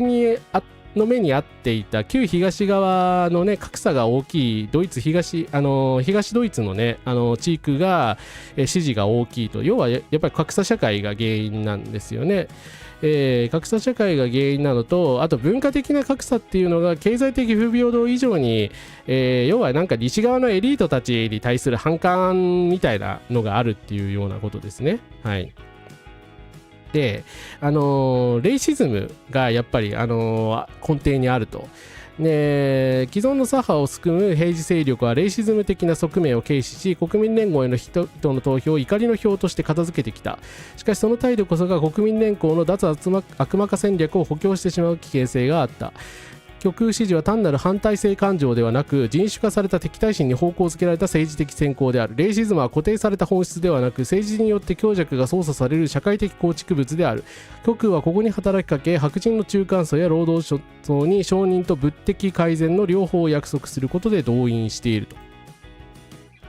と。森野さん、ここすごいなと思ったんですけど、ここですよね、ポイントは。固定された本質じゃないんですよ。よく私たちはレイシストって言っちゃうし、なんか個人のね心の中にあるような固定された本質的な何かっていう風に同定しがちなんですけど、そんなことは全然ないですよね。日本人ファーストでなんかヘイトスピーチみたいなこと言い出しちゃった人って典型的だと思いますけど、要はそういう敵対心を煽るような言説によって乗っかってしまって人たちがいるわけですよね。でも彼らってレイシストって言われますけれども、政治によってやっぱりそういう強弱っていくらでも左右されるし、人種化された敵対心っていうのはそうやって差別とかの扇動によって固定化されるわけですよね。でだからレイシズムある特有のパーソナリティや個人といった個人的な次元に矮小化するべきではないと、それを埋め込んでいる社会構造や制度から切り離すことはできないというふうに書いてます。はい。これは本当に本質的な素晴らしい指摘だと思います。だからやっぱりレイシズム批判が足りないんですよ。逆説的なんですけど差別に対して容認しすぎなんですよ。日本のリベラルもそうですけど、だから差別を容認する、日本はね特にジェンダー差別は左派もひどいですけど、差別を容認したりですとか、人種差別について、議論も必要だみたいな態度を取ってみせたりとか、こういうのはね社会的な怒りがね充満してるせいじゃないかみたいなことを言うじゃないですか。でもそこじゃないんですよ。むしろレイシズムを煽ってるっていうところがにこそ確信があるのでそれが極右の政治だっていうことなんですよね。はい。ということで、これ素晴らしい文章ですので、コメントありがとうございました。はい、皆さん読んでください。なんでこんな形で安倍の評価を上げなきゃいけないんだって、本当高市さんに比較すると全てが安倍さんの方が上に見えるんですよね。いや、実際上だったけど。シンガポールも日程の加害はしっかり主張してます。はい、そうですね。そこは東南アジアの他の国々と同じだと思います。はい。枝光さんコンカラスです。ありがとうございます。記事紹介助かります。ということで、いやいや、こちらこそありがとうございます。ゆうこさん、ありがとうございます。インフルで38鉄があるので、そろそろ、いやー、マジですか。お大事になさってください。スパチャありがとうございます。ありがとうございます。っていうか、そんな状態で、ありがとうございます。いや、本当にお大事になさってください。私の配信はずっとアーカイブでちゃんと残しておきますんで、はい。ちゃんとね、あれですよ。言ってもらえればね、送るので動画とか。はい、ありがとうございます。ありがとうございます。トランプ現象を差別や貧困層や労働者階級の責任にしたリベラル派は少し反省しろと。いや、そうなんですよね。いや、全く伊沢さんおっしゃる通りです。だから、そういうことを言うから負けるんですよ、民主党は。で、なんでカマラ・ハリスさんがその女性で有色人種であることを理由にそこまで誹謗中傷されたのにそこに気づかないのっていう、ハリス本人もなんかね、ポカンとしてるからちょっと鈍すぎっしょって思ってそこは本当イライラさせられますよね気づけやっていや女性差別とレイシズムこそが革新だよって思うんですけどね。はい。そうだから絶対差別に迎合しちゃいけないんですよ。軟固として跳ねつけないと。でそれこそが極右の政治ですからね。はい。江戸川ポーさんゴンカラスです。安倍さんじゃなくて石破さん戻ってきてくださいいや石破は復活ありえるからね、復活してほしいよ本当に。はい、ゆこさんお大事になさってください。ありがとうございます。こちらこそ。安倍晋三ですら中国から危険視されてなかったし、日中関係を悪化させたりもしなかったですねまあ確かにあの時はその中国上げ上げだったし、まあウイグルの人たちに対してねすごいひどいことしてたのが安倍時代だったから、まあ内向きに意識が向いてただけかもしれないけど、まあねでもね正直安倍さんのかわし方ってやっぱり上手だったんだなと認めざるを得ないで、私は安倍晋三もちろん大嫌いですけどあそこまでで、ね、ネトウヨ極右的なことを国内的には主張してたのに、やっぱり対外的には台湾有事に関する言及とかも慎重だったし、いろいろ封印してたし、まあ習近平の前では絶対本心見せなかったんだろうなっていうのは分かりましたよね今回の件で高市さんになったら急にこれですからね。はい。貧困層や労働者階級が差別のメインという言説は、金持ちや知的エリートは差別しないという無根拠な言説でというか、現実というか、むしろイーロンとかローリングが煽っている。いや、まあその通りです、その通り。だから大金持ちが煽ってるんですよ。なんでかっていうと得するからですよねだから彼らは中産階級を動かす力を持ってる。特に中産階級の比較的お金がないような人っていうのは、イーロンとかローリングに対する憧れ強い。まあお金がないったってね、年収1000万ぐらいあったりするけど、やっぱり憧れがあるわ、大金持ちに対する憧れがあるわけじゃないですか。でそういう人がイーロンとかにも吹き込まれると、ものすごいヘイトに走ってしまったりとかってあるわけですよね。だから全く没落した中産階級みたいな物語っていうのはおかしいですよね。はい。いやほんとね、石破さんに全部尻拭いしてもらえばよかったのにね。ほんとインフル流行ってるので皆さんお気をつけなさってください。ありがとうございます。そう、ピーター・ティールもね、そういう金持ちの一人ですよね。野田さんは遅いですね。なんか今回もなんか、議員定数作品にはせめて反対してほしいんだけどな。いやー、辻元さんと交代しませんか今からでもという、まあその不満はいいんですが、劣化版パトリック・ベイトマンレイシズムに踊らされる人たちってのはどの場所にもいるでしょうし、一人一人でサイコを振るのも現実的にはないでしょうから、我々はもっと根源的な部分と対峙する必要があるのでは。そうですね、やっぱり社会構造の問題だと捉えてそう一人一人の個人の責任にしてはいけないっていうことだと思いますね。そ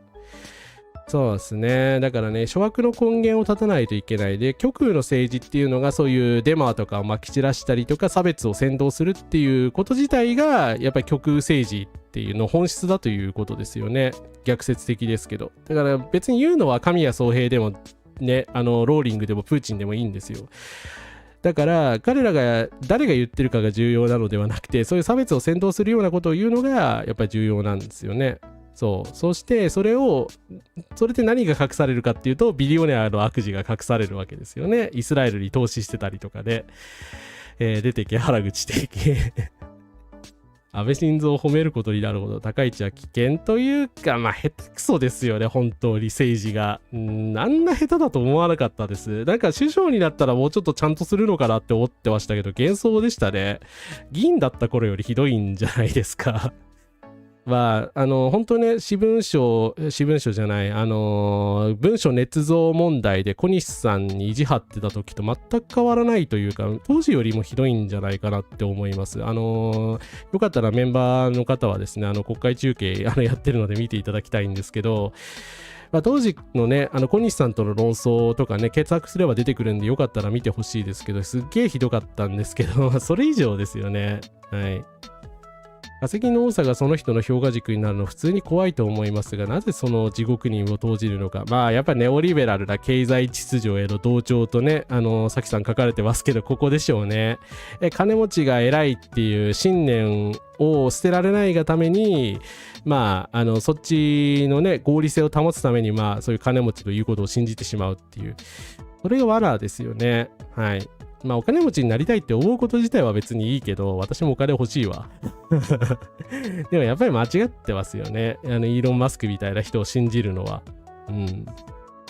そう、彼が世界一の金持ちだっていうことがね、そもそも資本主義がおかしいことの証拠ですからね。逆じゃないんですよ。いや、ほんとね、あの人アンコントローラブルすぎますよね。そう、金持ちは世襲多いですしね。ちなみに、なんだ、先ほどのね、私聞いてた、早尾貴則先生の講演でも、イベントでも言ってたんですけど、とある方が指摘してたんですけど、マスクのお父さんってね、まあ、別に、その父親がどうだからっていうわけじゃないんだけど、レイシストで、アパルトヘイト制度が、好きで、南アフリカにわざわざ来たようなやつなんですよ。で、南アフリカの白人による黒人差別をマスクは少年時代に見てて、すごい父親の影響を受けてるって言われてるんですよね。まあ違う人間なんで、父がそうだからそうだとは言えないけども、やっぱり彼のね、人格にだいぶ影を落としたんじゃないかとは言われてますね。あ、そうです。トランプも世襲です。ドイツ系移民のね、だからトランプの親父さんもすごい極端なビジネスマンみたいな人でいいかってジュニアよって俺勝たなきゃ意味がないんだ、この世は金持ったら勝利なんだみたいなことをね息子に吹き込んでたということは言われてますね。まあでもやっぱああいう家父長的な人ってね、父親の影響を受けちゃうからね。だからある意味被害者なんだけど、でもだからといってね、今のドナルドとね、イーロンがやってることが許されるわけじゃないですからね。彼らはもうおじさんですから。はい。ですね。そう。だからね、G20 はね、アメリカを出禁にしたんですよ。南アフリカ主催だからね。まあ、パレスチナの件からずっとそうだし、まあ、ラマポーザもラマポーザでかなり問題ある人なんだけど、決してリベラルな人ではないんですよ。そこはちょっと勘違いしちゃいけないんですけど、彼らというか、その南アフリカの議員の人たちはずっとパレスチナ支援をしてて、それで激しく、まあ、イスラエルとか、米国と対立するようになって、まあ、ついにね、アメリカをハブにして、まあ、ついでに日本の首相も遅刻するみたいな感じになりましたね。はい。そう。ナチス式敬礼、そう。だからね、あれが初めてじゃないんですよね、イーロン・マスクで。ナチス式敬礼してたじゃないですか。でもね、昔もしてたっていう風に言われてますよね。そう、資本家はね、優れた人間ではなくてね、そう、信用手段を用意してるに過ぎないんですよね。ということでですね、まあ、サムネ詐欺だと言われそうなんで、最後にちょっとこの人に触れておきたいんですが、ちょっと閲覧注意です。はい。だから今日、梅村ボードに辞めてもらったのも、今、我々は18人になったからといって、決して油断をしてはいけないし、情報操作に踊ってはいけないし、内部から情報を流出させてもいけないんです。こういう今ね、多くの支持を集めて注目を浴びている時だからこそ、一致団結して次の目標に向かってやっていかないといけないんだというところに心を一つにできなかったら、それは中心メンバーではいられないということです。それを示しておかないと、あの人はこういう実績がある、こういう能力があると言ってどんどんね緩和していくとですね、統制が取れなくなるんです。参政党がバラバラになっていく、ね、統制を取れなくする、それが彼らの目的じゃないですか。それに踊らされるなと言ってるんです。それに気をつけろと言ってるんです。私はそれは我々18人の国会議員だけではありません。残り180人の地方議員もそうですし、もっと言えばこの間10万人を超えた党員サポーターの皆さんにもですね、一緒に戦ってるんだという認識を持って一丸となって日本の国益を守るために戦わないと、もう私は二度とですね、この10年以内に参政党みたいな政党は生まれないと思っています。私にとって参政党はね、自分が国会議員をするための政党とかじゃなくて、私にとっての参政党は日本の希望なんですよ。ね、変わらない、もう諦めてた日本の政治を何とかできる可能性なんですよ。それを絶対潰させるわけにはいかないんだ。だから私は戦うんです。だからひるまないんですよ。妨害されようが、ね、殺害予告をされようが、脅迫されようが、心理的なね嫌がらせを受けようが、やめるわけにはいかないんだ。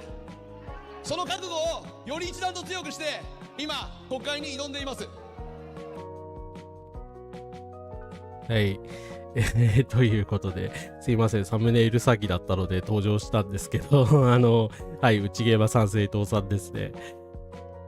裸一貫からラリーがかった初代ならともかく世襲なら本当に優秀かどうか怪しくなりますよね。まあ確かに、ただ参政党さんは世襲ではないんだけどね。誰の目的やねん。彼らのって誰よ。党員10万人もいるのって。ということで、梅村みずほさんが粛清されたのではないかという噂になっておりますので、それを取り上げますが、ほんと異性だけはいいんだよな。団結しなきゃいけないってちょっと気持ち悪いですよね。だからやっぱり独裁気質なんじゃないかと言われてますけれども、そ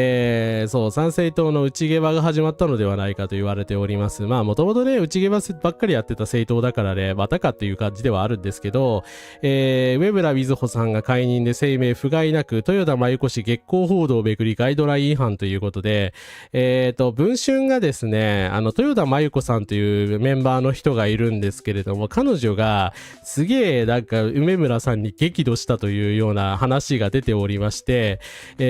一部週刊誌で同党政調会長補佐を務める、豊田真由子氏との間で国会議事堂内の仕事のスペースをめぐり梅村氏から地下スペースの使用を進められた際に豊田氏が私に地下室を使わせる気かなどと激高したと報じられたんですけれどもまあ豊田さんだからこれ本当言いかねねえなという話なんですが、その情報を流したのがまあ梅村さんなのではないかみたいな、これ憶測ですけどね、あくまで憶測ですよ。なんだけど、トヨタさんから週刊誌に質問状が寄せられたことで、不当な印象操作による参政党への名誉毀損であるということで、梅村さんが解任されたという流れですね。トヨタさんの方が大事なんだ、参政党的にはっていう。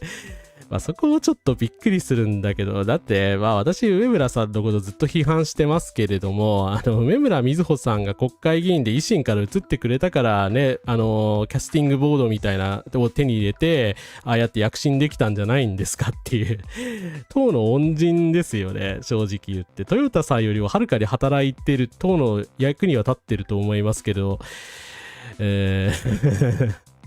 でもね、もちろんこの人のウィシュマさんへのヘイトスピーチとか私は絶対忘れないので、もちろんね、確かに政治家としては消えていただきたいですし、担ぎ出すこと自体がおかしいんですけど、まあでもね、だから全然延々とそう言い訳してるしですね、まあ参政党なんか2個も3個も出てこられても困りますけどね、はい。ね、トヨタさんもね、ほんと変わんないですよね。ああいう丸くなられたのかなと思ったらね、全然そんなことだったっていう。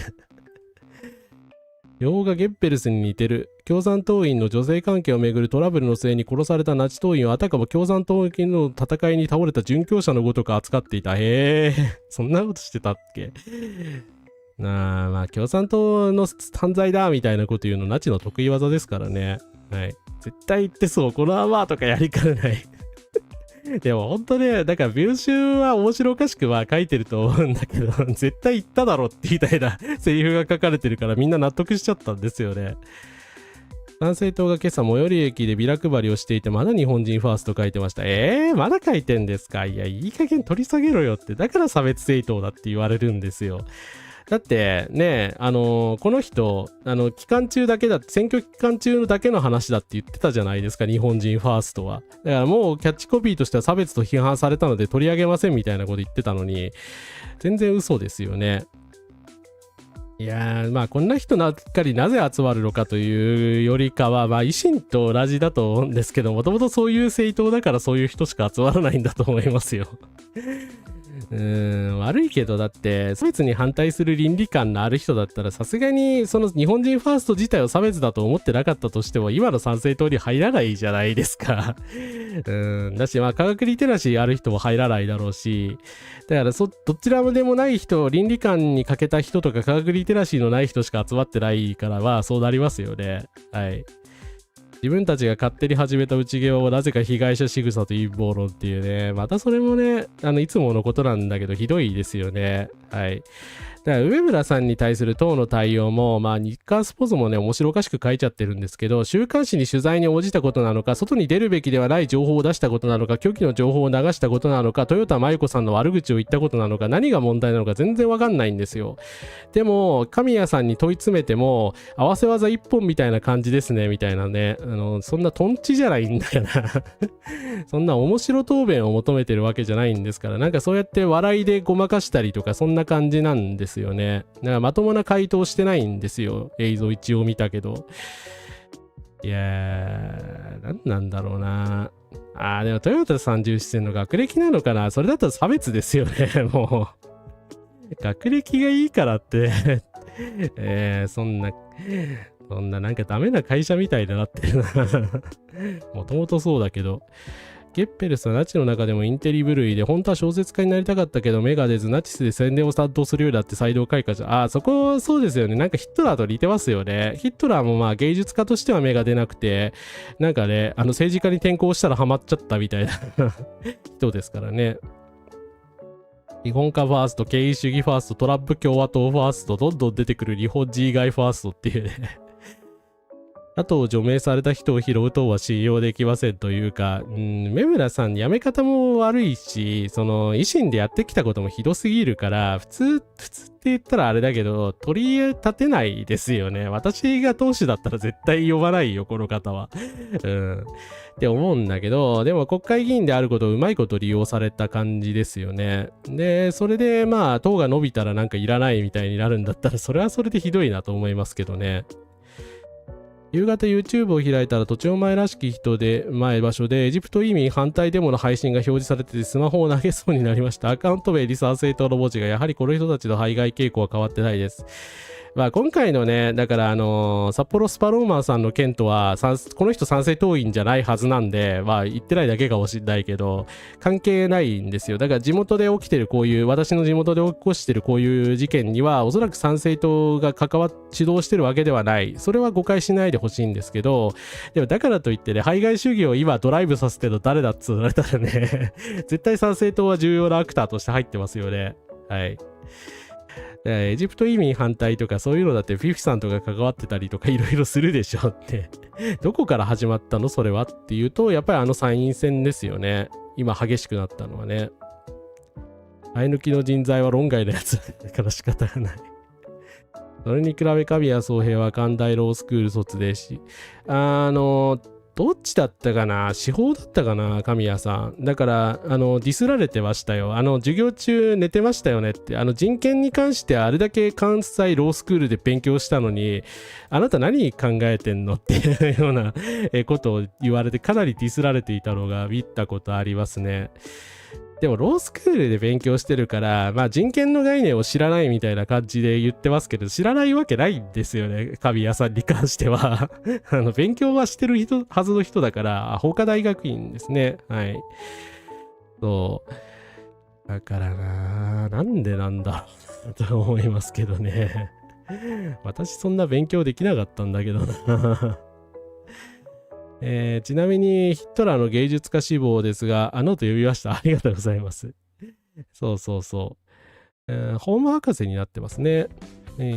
ちなみにヒットラーの芸術家志望ですが、残された絵が建物ばっかりだったり、ちなみに後に世界首都ゲルマニアの模型を執務室に置いていたり、本人の興味は建物にあるので、君建築家になった方がいいって。そうですね。いや、建築家だったらね、本当にね、それなりにいけてたんじゃないかと思いますよ。ね。なんか劇画ヒットラーとかでも取り上げられたけど、ヒットラーってパリとか侵略したじゃないですか。それ自体ひどいことですけど、あれ侵略してなんかね、すごいなんか本人が何をしたかったかっていうと、パリのそのルーブル美術館とかを訪問して回って、いやーこの建物は素晴らしいって、私はここで終わってもいいみたいなことを言ったらという逸話が残っております。そんなことのために侵略するなって感じなんですけどね。はい。そうですね。でもゲッペルスは最後までヒットラーを裏切らなかったですから、本当に仲良かったんでしょうね。橋本北村も弁護士です。それを言ったらおしまいだ。いやー、でも彼らはなんか知識を悪用してる感がすごいですよね。はい。なんでね、いや、テレビでよく見る弁護士というか、まあ、2人ともまあ、行列のできる法律事務所という番組だったので、あの番組がやばかったのではないかという、今になっては思いますけれどもね。なんでね、出身弁護士のうち2人がああなりましたからね。でも考えたらすごい確率だよな。4人5人しかいなかったのに橋本徹とね、北村春夫ですからね。すごいな。すいません。ちょっと今確認したんですけど、ちょっとごめんなさい。さっきのね、イーロン・マスク様についての話でございますけど、一応ね、父親は後に、アパルトヘイト反対派のね、政党に出馬したりとかいろいろしたりとか、まあ、マスク自身にも、まあ、言論の自由がない状況っていうのはちょっとトラウマになったというようなエピソードも紹介されております。いや、それだったらさ、ってもうちょっとなんかないのっていう感じがしますけれども、まあ、あんまり、だから南アフリカで白人だったので、まあ、本人的にはね、すごく嫌だったっていうようなことも言ってたみたいですね。まあ、それは嫌だろうなとは思います。はい。ちなみにいじめを受けていた経験もトラウマになってるそうです。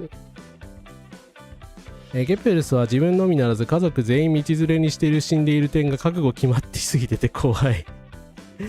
いやーね、ゲッペルス怖いですよね。なんかあの人のエピソードだけちょっとね、異様な感じするんですよね。人間らしさがあんまりないっていうか、悪い意味で。はい。なんでこうなるんだろう、この人っていうね。頭いいんでしょうけどもね、ちょっと、ヒトラーとは別の意味でちょっと怖い人だなという感じが受けます、ゲッペルス。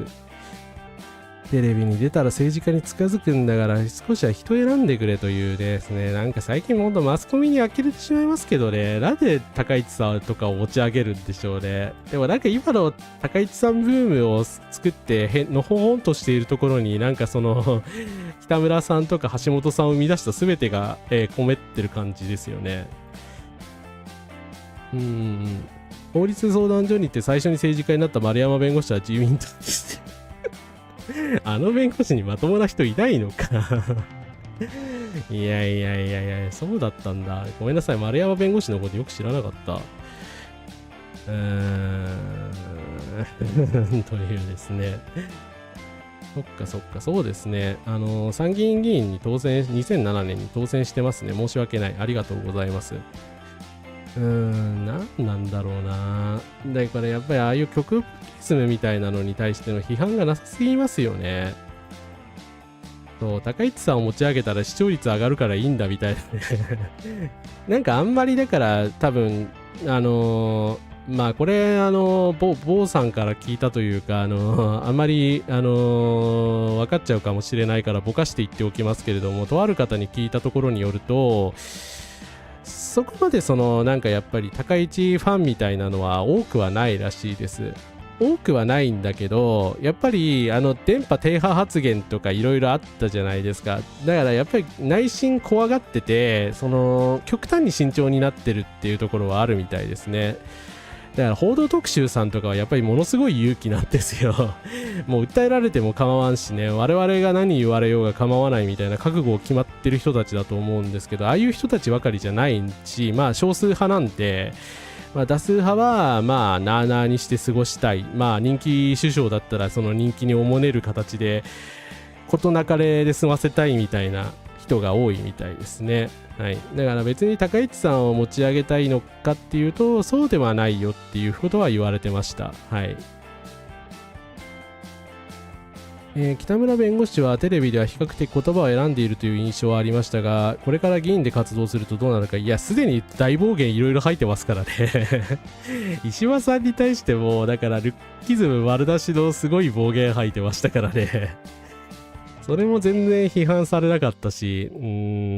だからやっぱ保守党に居続ける限りやっぱり百田直樹さんに合わせていくからね、あの人はダメだと思いますよ即刻議員を辞めさせるべきだと思います。いやでも考えるとやっぱ島田紳介さんが MC やってて宮迫博之さんがねいたわけですからね、すごい番組だったよな、いろんな意味で法律のできる行列のできる相談所ですが、はい。いや、私そんなに見たことない記憶あんまりないんだけど、北村春夫さん、久保田紀明さん、隅田さんだけなんかちょっとまともだったような気がするんですけれど、長寿社会の安全安心な暮らしを実現する会の活動に力を入れるためレギュラーを辞めたという、なんかこの人だけやっぱまともだな。女性弁護士だけまとも。はい。まあ、丸山和也さん、橋本徹さん、石丸由紀人さん、うんぬんというですね。まあ、有名人ばっかりなんだけど、あまりいい意味で有名な人がいない。いやー、でも高市さん過半数取っちゃったのやばいですね。独裁政権になりかねないから、本当ここでね、不信任決議を出しておくべきだったような気がするんですけど、いやでも報道特集がやっぱりすごいんですよね。だからやっぱり報道特集イズムを全ての私たち番組に適用したくなるじゃないですか。報道特集ができるのになんでお前らできないんだってつい言いたくなるけど、報道特集はやっぱり特別なんで、彼らはねもう覚悟決まりすぎてるんで、まあやっぱりね他のマスコミの人にそこまで期待しちゃいけないんだろうなという気はします。はい。そうですね、石丸さんですね。丸山さんの代理出演で1回だけ出てるんですね。はい。N 国。いやー、なんでこんな人ばっかりなんだろう。なんかすごいメンバーが揃ってますよね。はい。伝説の雪と出てたんやーって。そう、N 国の方ですね。安倍政権の時も桜を見る会と森友学園の問題が出てくるまでメディアは乗っかってた気がします。やっぱそういう雰囲気だったんだ。ごめんなさいね。なんか当時のあれがあんまりなくて、はい。霊障系してしまってたので、申し訳ない。そこは恥ずかしいのですが。まあ安倍政権の時はね、やっぱり露骨に圧力かけてましたもんね。圧力かけてたって言われてますもんね。住田さんは夕方のニュースの番組のコメンテーターとして出演されているのをよく見かけてました。大昔の話ですが、女性の再婚禁止期間について真正面から批判されてました。へー、そうなんだ。やっぱ住田弁護士だけまともだな。素晴らしい。でもこの人もやめけんなんですね。だからね、住田弁護士のご意見だけはね、なんか割とまともだった記憶があるんですよ。でも大体橋本とその北村さんがあんまりよろしくないことを言って、丸山さんがふざけながら茶化したりして、住田さんがなんか一生懸命反論してた記憶がある。いつ頃の記憶かバレるな。はい。しかもアディーレ法律事務所かって設立者ですからね。はい。無敵の笑顔で荒らすメディア。志らくもう少し参政党から出そう。そうだ、立川志らくさんなんですけど、この前批判的に取り上げましたけど、あの人なんか10年前は安倍批判してたんですね。いや、なんか、びっくりしました、私。そういう人だと思わなかったので、なんかナチュラルボーンでああいう人なのか、ああいう権力におもねりまくるタイプの人なのかなというふうに思ってたんですけど、晒しますか、志らく安倍晋三で。なんか10年くらい前はね、アンチ安倍晋三だったんですよ。なんかね、でも御用芸人みたいなことを言われ始めたのが何だったんだろう。いつからだったんですかね。2020年くらいからだったのかな。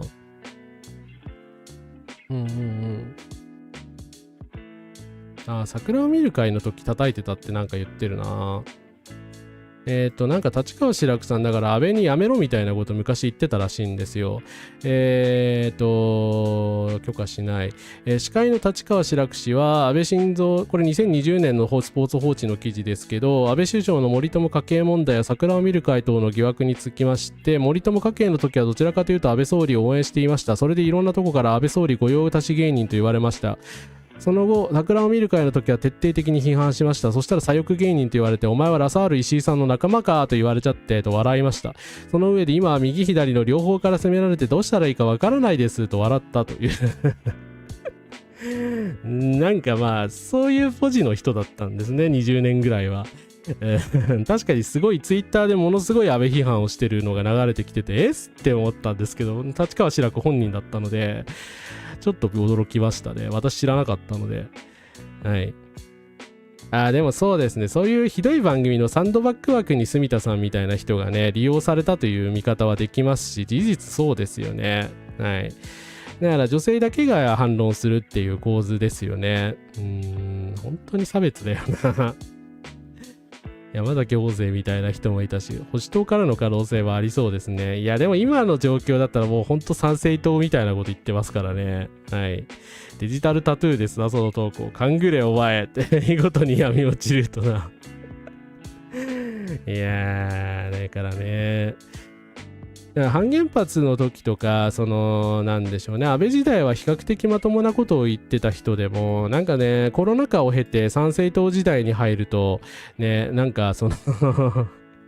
みんな、ね、闇落ちしてしまうっていうのが悲しいですね。はい。推定語録出すか。ドジャース連覇はどうでもよいです。2001年内閣官房副長官だった安倍晋三さんが放送前の NHK ドキュメンタリー番組に政治的圧力をかけて介入し放送内容を改ざんさせた問題であると、ちなみに従軍ヤフの問題ですね。はい。NHK 放送局長が C さんから勘ぐれお前みたいな言い方をされ政治的圧力をかけられたというですね。はい。戦争動作ばっかの戦時性暴力というですね、2001年としてはもう画期的だったとおそらく思われる内容だったんですけど、これを叩き潰してしまったんですね。安倍晋三と中川昭一さんっていう人が、とんでもね極右議員の人が、これでね、やっぱり日本のそういう慰安婦問題とかに対する言論は大きく遅れたんじゃないかと思います。ほんと邪悪だよな。はい。でもそうですね、田島陽子さんもね、割とそういうポジションだから辛いですよね。そう、一定委員会のではいいこと言ってるんですよ。本当にいいこと言ってらっしゃるんですけど、でもなんかそこまで一定委員会のその政治的変更を隠す、なんかね、粘膜にされちゃってる感があって、それはやっぱり利用されてると思うんですよね。もう出なくていいと思うんだけどな。あの番組はひどいから。抑散一色だったらやっぱりうわってなるじゃないですか。だからその辺ね、だと思うんですけどね。立花隆の件で石原由紀人って弁護士のくせになだめ役の刑事みたいなことをやってるぬこくの人ですからね。北村さんは離婚後共同親権の参考人しつきで人権意識がまともではないことが分かりました。いや、もともとでだって石破さんへのね、中傷発言だって、あれだけ批判されたのに全然取り下げもしないですからね、すごいなと思いましたよ。何が最強弁護士軍団やねんという感じですけれども、ただテレビ時代にはそこまで過激な発言はしてなかったですね、確かに。でも23年に保守党の法律顧問になってからは今みたいな感じなんですかね。これ最終的にブッシュに叱られたんでしたっけ？そうなんでしたっけ？アメリカからの影響は書いてないな。ありがとうございます。そんな話があるのか。本村弁護士はまともではなかった。能條桃子さんも田島枠でその後継者もいますし、最強弁護士軍団というのは間違ってない。いやでも弁護士さんがやっぱり人権意識、今回のだからその最初の話に戻りますけど、同性婚判決に関していきますけど、法律の知識が生地ある人たちがね、人を差別するために法律の知識を使うの本当邪悪ですよね。今回のね合憲判決ちょっと探して今出すか。本当ひどかったんですけど、だからなんか日本国憲法の文言まで持ち出してね、合憲を正当化するかのようななんかひでえ感じだったんですよ。なんでそんな法律の知識をなんでそんなことに使うのっていう感じだったんですけど、いや本当人権派弁護士っていう言葉が意味わかんないですよね。人権派っていうはい。そうだから当時はね、橋本さんの方がひどいこと言ってて、どっちかというと北村さんの方がそれをちょっとたしなめるみたいな感じだったのは記憶してますね。はい。そうなんすよね。だから人権派弁護士とかって意味がわからないんだけど、その人権を守る弁護士が少ないという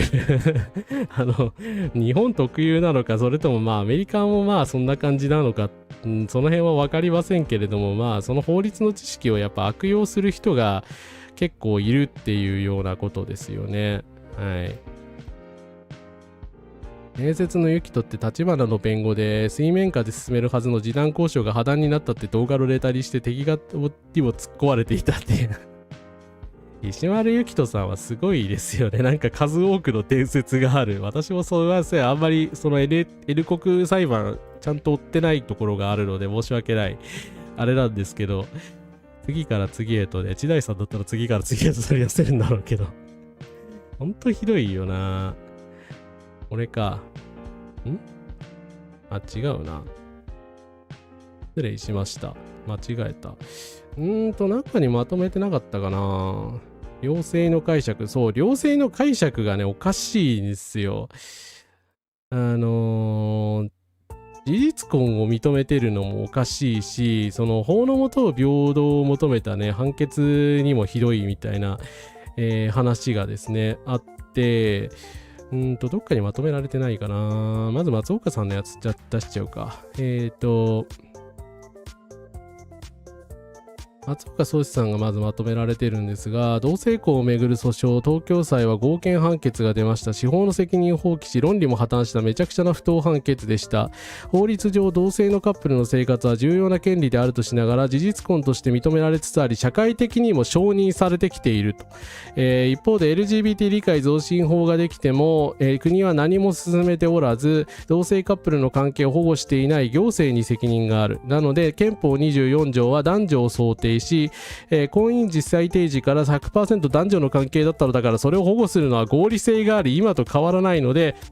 法の下の平等を定めた憲法14条違反ではないはって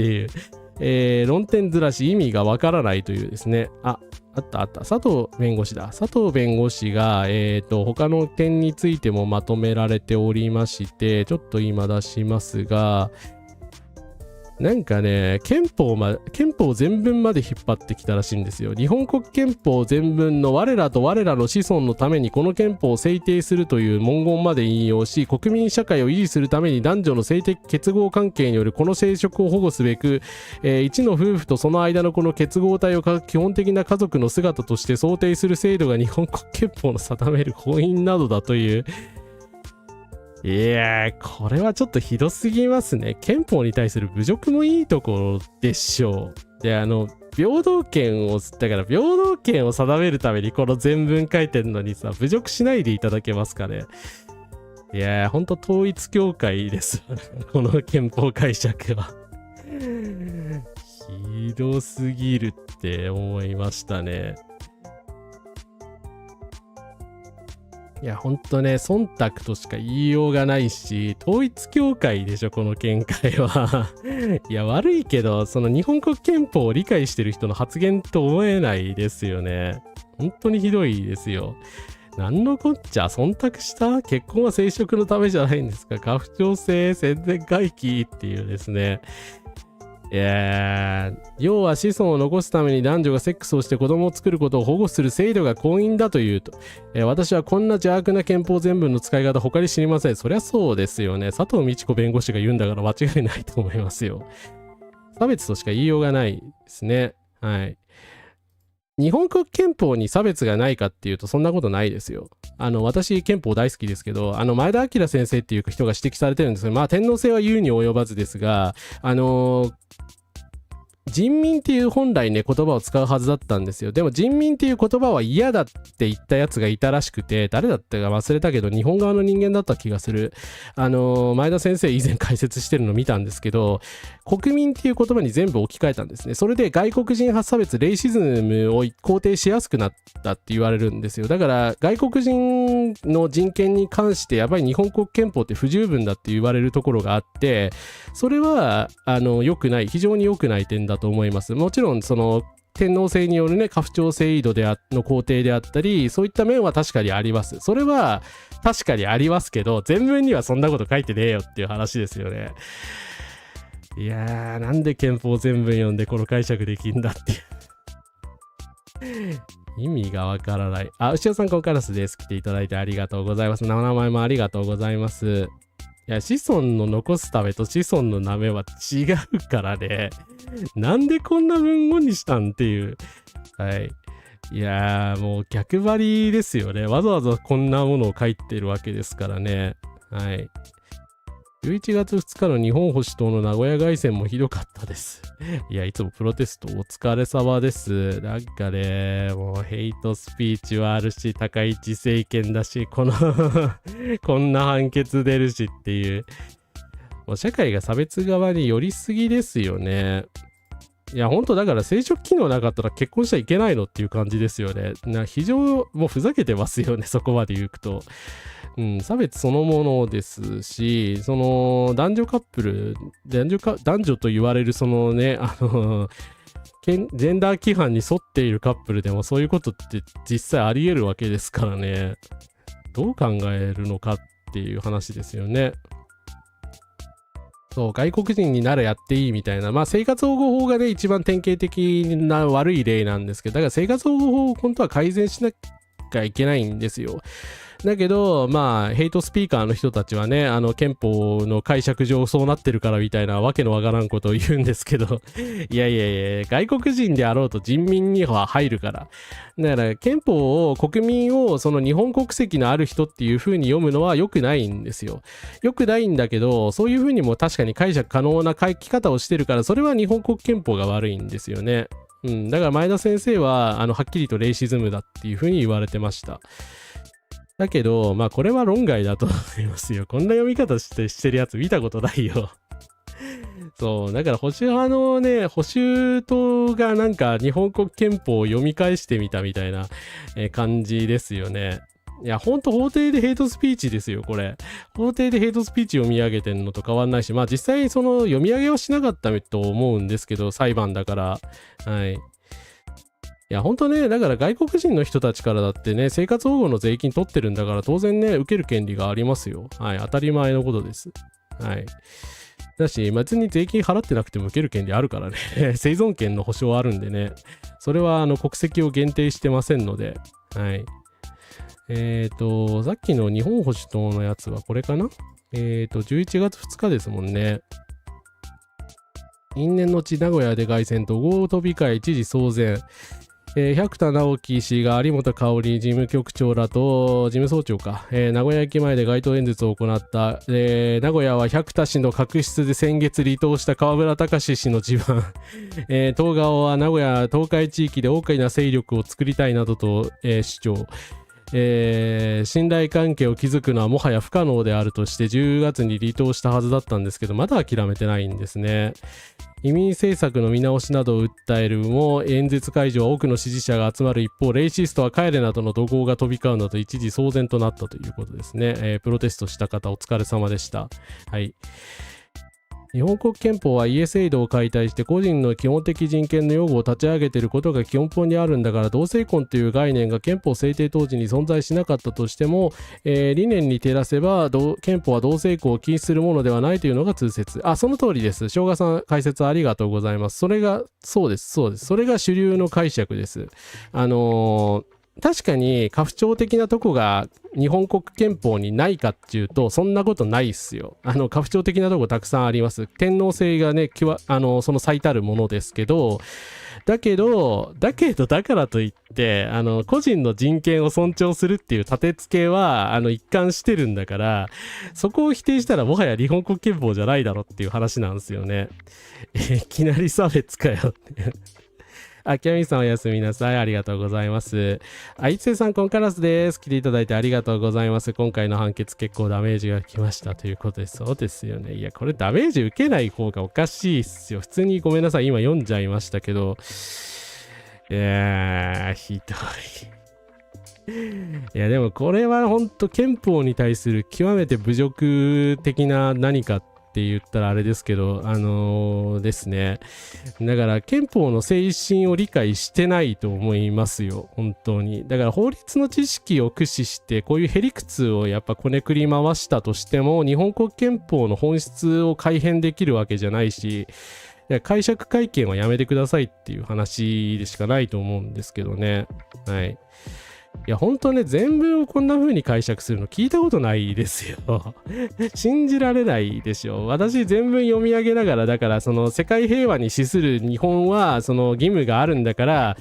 ウクライナの平和に関してもね、台湾海峡の平和に関してもコミットする必要があるとはこの前言いましたけど、それはそうでしょ。それはわかるけど、それいう話だったらまだわかるけど、日本国憲法全文のにこんなこと書いてないから差別でしょ、これは。ゴゴブリンさん、ここからです。ありがとうございました。お疲れ様です。同性婚は当然の権利ですね。はい。国会議員がうっかり人民と書き込んだら炎上してしまうくり。石垣のり子さんでしたっけ、人民って書き込んでくれたの。でも、彼女が正しいですからね。本来日本国憲法の国民っていうのは全部人民に、ピープルに読み替えなきゃいけないんですよ。本来は、平等権を制定した民主主義の憲法だから、国民じゃなくて全ての外国籍の人たちも含めた全ての個人の権利が尊重されないとおかしいんですよ。だからそこは確かにこう解釈というか肯定的な読み替えが必要な部分ではあるんですけれども、これはでもね、保守的な解釈とかそういうレベルの問題じゃないですよね。日本国憲法に書いてないことまで読み込んでるじゃないですか。こんなこと書いてねえから。いや、ほんと見れば見るほどこれひどいですよね。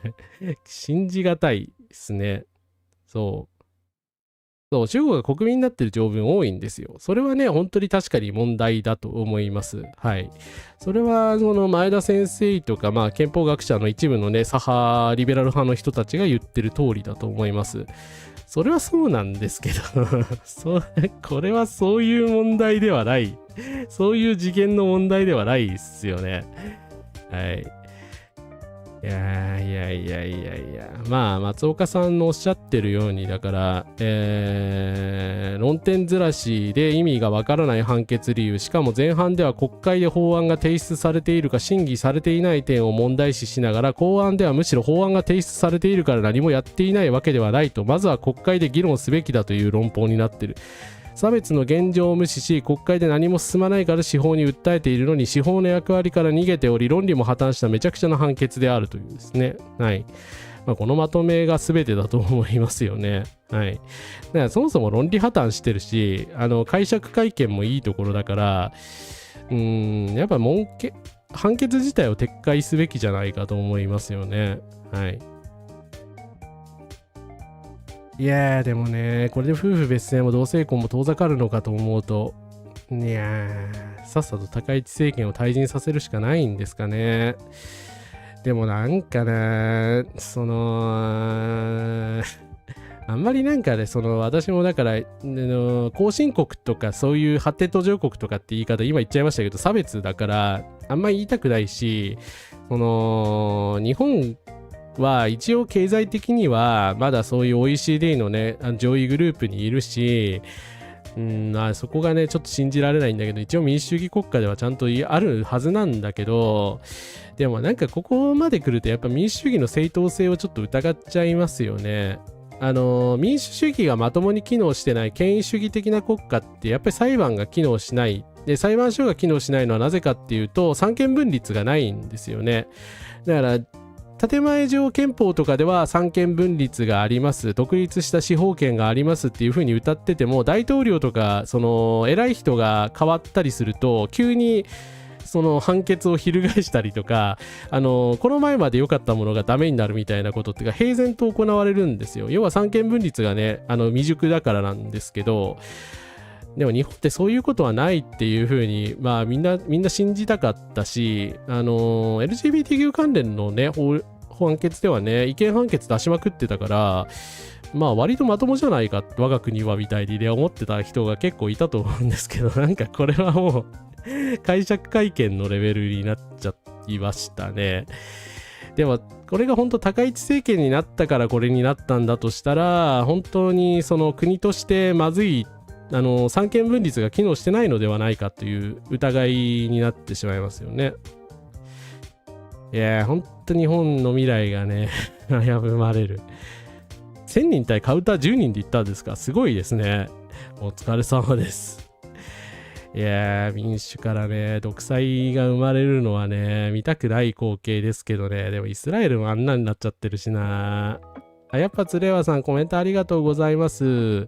初コメ失礼します。もはや現政権におもねっているのかとか、裁判官のイデオロギー判決を下しているのではないかという、やっぱり疑っちゃいますよね。ありがとうございます。ごめんなさい。ID が表示されているのでですね、や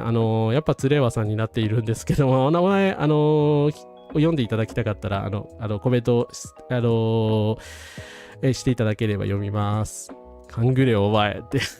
また安倍晋三語録に帰ってくるのかいやでもね、ほんとね、高市さんがこれ言ったのかなって裁判所に、お前勘ぐれよって、お前私は反対派だからな、勘ぐれよお前みたいな言ってないよなお前っていう聞きたくなりますよね。G20 で何してたんですか、寝てたんですかみたいな思わず聞きたくなっちゃいますし、まあただそこまで露骨な圧力はかけてないのかもしんないですけど、忖度だったら忖度だったで、マジでそれはそれでやばいですよね。やっぱり司法の独立権がないってことじゃないですか。忖度しないともしかしたら私たちクビにされるかもしれないみたいな論理が働いて、いやもうそうしちゃおうって、高市政権だからそれでいいっしょみたいなね論理だとしたら、それはそれでやばいと思いますよね。いやー本当にね、追い風吹いてましたよ実際。だって石破さんになっても岸田さんになっても変わんなかったですからね。それが急にこれだからね納得できないですよね。はい。しょうもない中立性によってバランスを取るために頑張ったんじゃないかみたいなところもちょっと思います。なるほど。そうですね。なんかこのままいくと、まず100% 間違い、ほぼ 100% とまではいかないか、99% 間違いなく、最高裁でも不当判決というか、違憲判決が出るんじゃないかという風な期待が込められてたんですよ。だから高裁でね、今回行ったわけですけど、ただそれがね、かなり雲行きが怪しくなるね、判決でしたよね、残念ながら。はい。さすがに最高裁はね、ここまでめちゃくちゃなこと言ってこないと思うんですけど、結局最高裁が、実際不当か否かみたいなのを審理することになっちゃうんで、そうなると、2027年か8年ぐらいまで時間がかかるんじゃないかと。それも遅すぎるんだけど、だからそれまでにさっさとね、政府が法律をね、成立させればいいんですよ。なんだけど、あんまりそうやって引き伸ばされちゃって、例えば、台湾海峡で何か起きたりすると、右翼の人たちはね、27年ぐらいに起こすぞ、みたいなこと言って、今煽ってますけど、日本中がそれどころじゃなくなるんじゃないかという懸念もありますよね。はい。いやー、だからさっさとしないといけないんだけどな。台湾は同性婚できますからね、ちなみに。はい。綾川啓太さん、こんからすです。来ていただいてありがとうございます。今画面に出てるんですが、今回の超不当判決の話をしておりました。はい。ということで、ちょっとお水飲ませてください。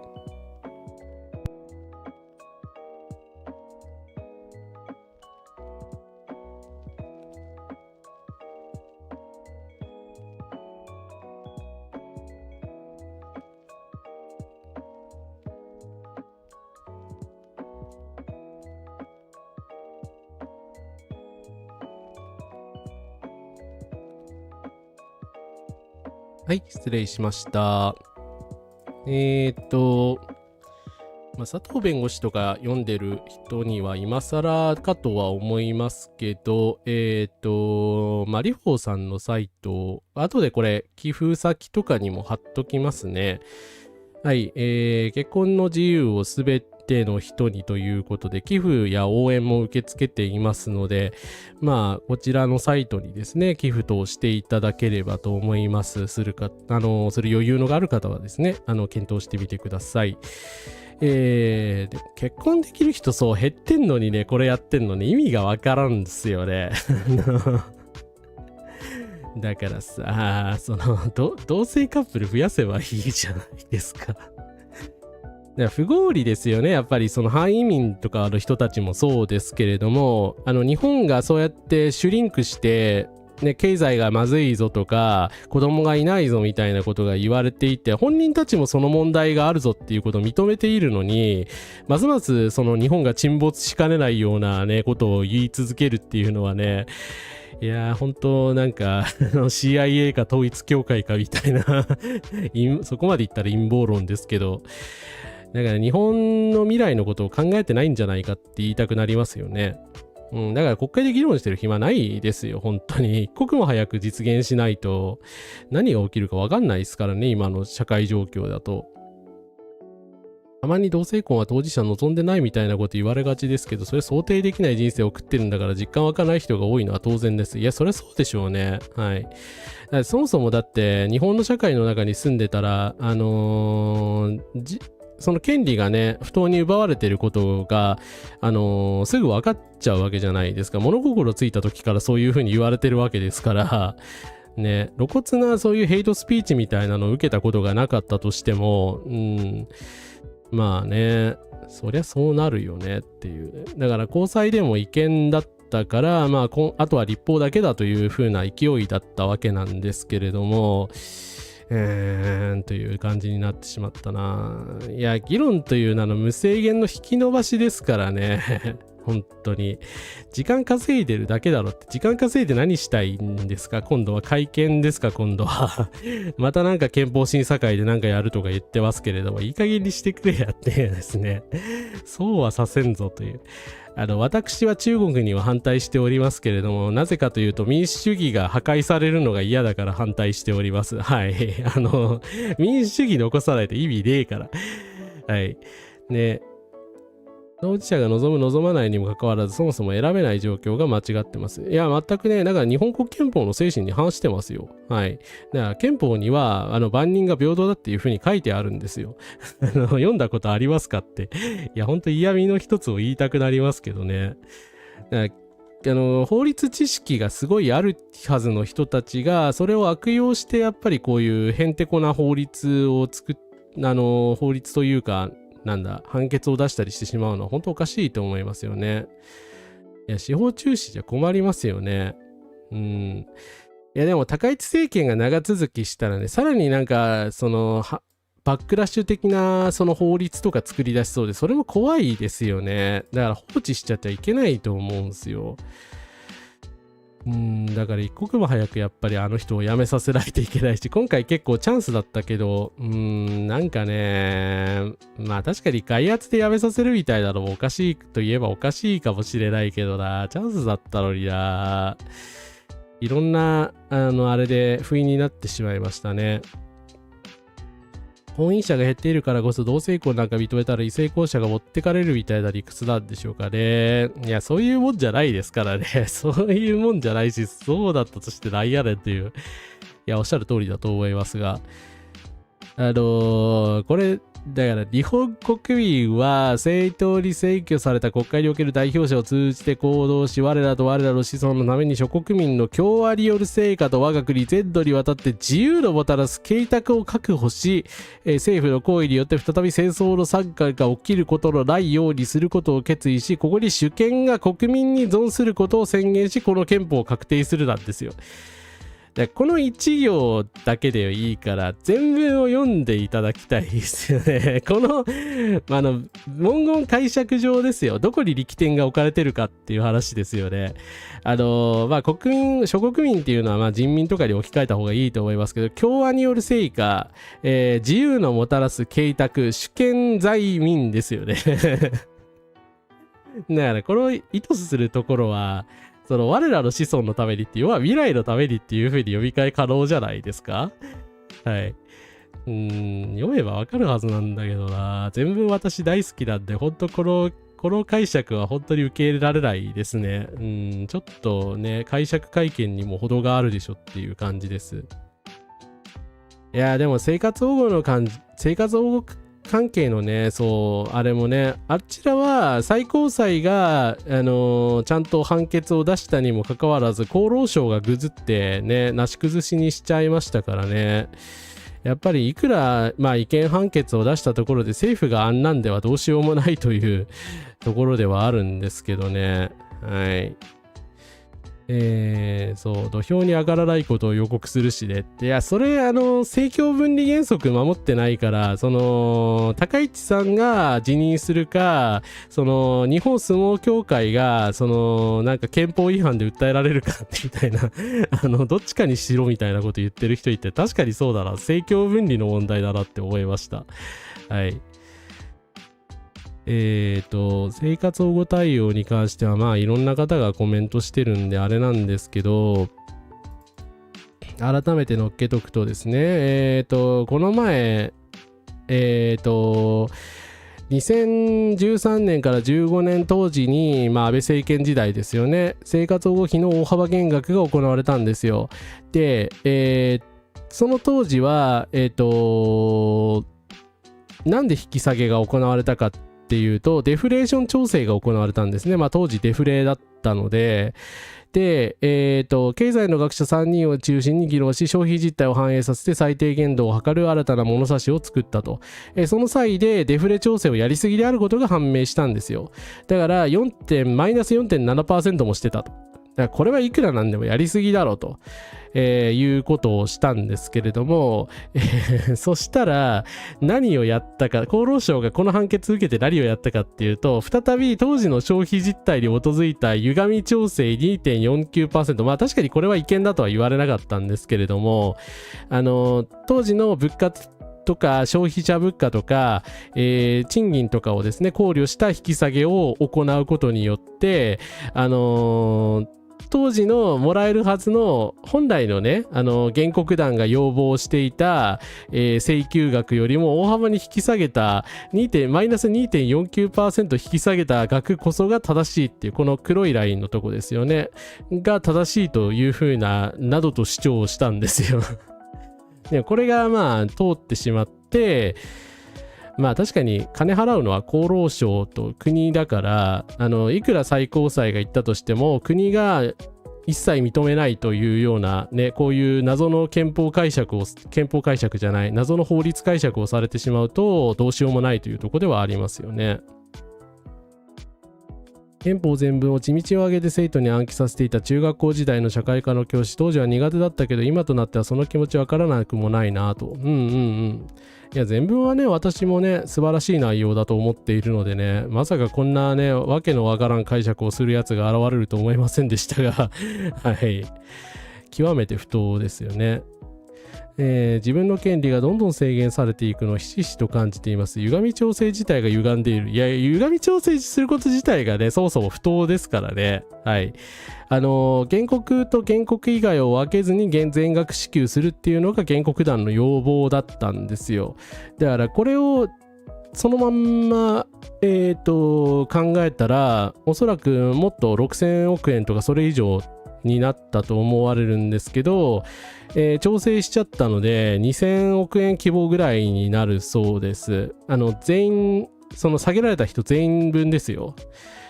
でも2倍にしたって、その差額支給マイナス 2.49% を補填したって、せいぜいって言ったらあれですけど5000億円だから、国が払えないはずの金額じゃないんですよね。だって今回高市さん何兆円計上したと思います、予算で。防衛費増額した上で21兆円でしょ。だから何年かかければそんなに払えない金額ではないはずなんですけど、そう、歪み調整そのものが歪んでますよね。そうだからね、本来だったらちゃんと憲法にですね、天皇とかいろいろ書いてあるけどさ、生存権、公共の福祉、個人の尊重って書いてあるじゃないですか。公共の福祉に反しない限り個人として尊重されるし、生命自由及び幸福追求権に関しては立法その他の国政で最大限の尊重を必要とするってちゃんと書いてあるんですよ、13条に。これを無視するのかという。で、まあ当然差別されないという話ですよね。14条では書いてますからね。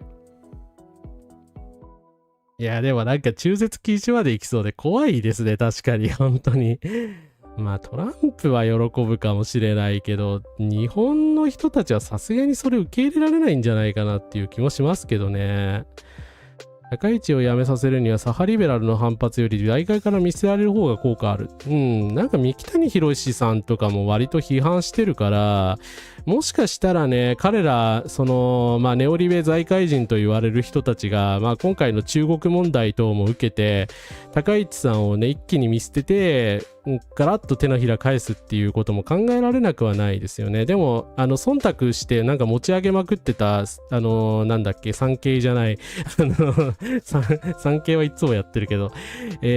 産業経済日本経済新聞というですね、右翼新聞があるんですけど、日経がね、あんまり高市さんのことよく言わなくなってきてるんですよね。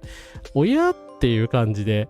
もしかしたら、高市政権の評判が、今回の中国の問題であまりにも財界から悪いので、ちょっと評価を変えてつつあるのかなという、期待レベルですけど、期待はあるんですけどね。はい。でもなただそれ、なんかね、私意外とあれなんですけど、なんかやっぱり財界ってそこまで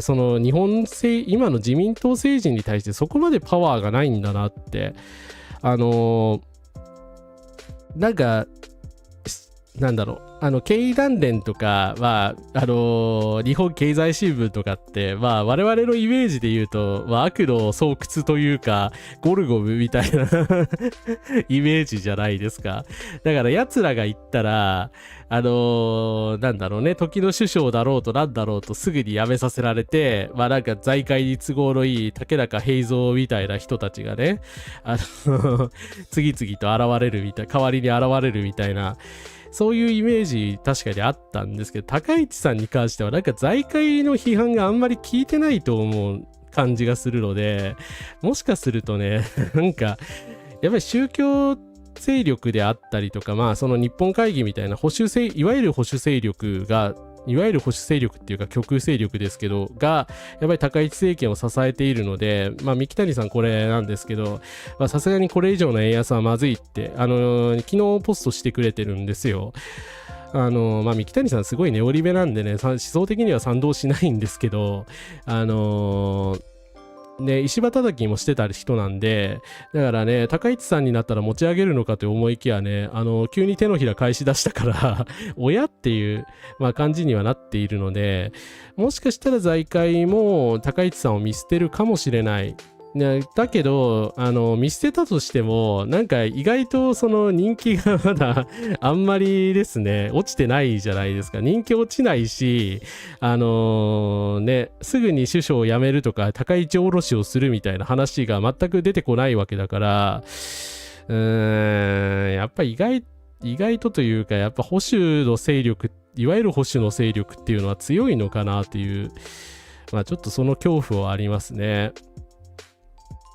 だからなんか何もかもやっぱり手の人たちの極右の人たちの言いなりになってしまってるのは本当に悔しいし面白くないので、私は頑張って地味ながらも、こういうねヘイトスピーカーとかヘイトデモとかに対抗し続けたいなと思っております。ということで本日もありがとうございました。ちょっと今日始める時間遅かったのでね、すいません。0時になってしまうというところでだいぶ遅くなってしまいまして申し訳ございませんでした。本日もお付き合いいただきありがとうございました。よかったらチャンネル登録や高評価の方もご検討ください。よろしくお願いいたします。お疲れ様です。ということで皆様ありがとうございます。そして今日もありがとうございました。いえいえ、こちらこそいつもありがとうございます。で、明日なんですけども、カラスマゲーミングの変更の方ですね。はい。第3回最終回となっております。ちょっと問題描写とかがいろいろ出てきて、第2回見てくれた人は分かったと思うんですけど、すげえいろんな意味で問題作だということが分かったんですが、おそらく最後までいけるかと思いますので、音羽の風花さんと一緒に頑張っていきたいなというふうに思います。お疲れ様でした。戦争、風造、虐殺、差別、独裁、反対ということで、風花さん明日もよろしくお願いいたします。また見返します。お疲れ様です。ということで、こちらこそありがとうございます。いつもありがとうございます。はい。おそらく明日最終回なので、はい。あとですね、月末になってしまいますんで、ノートの方更新しようかと思っております。すいません。いつも更新してなくて。で、12月になったらね、年末年始となるので、ちょっといろいろね、体制等も変えようかなというふうにいろいろ考えているのですが、それまではですね、いつも通りお付き合いいただければと思います。問題描写を批判しまくる実況配信です。ということで頑張ります。はい。ということで、本日も来ていただいてありがとうございました。お疲れ様でした。おやすみなさいませ。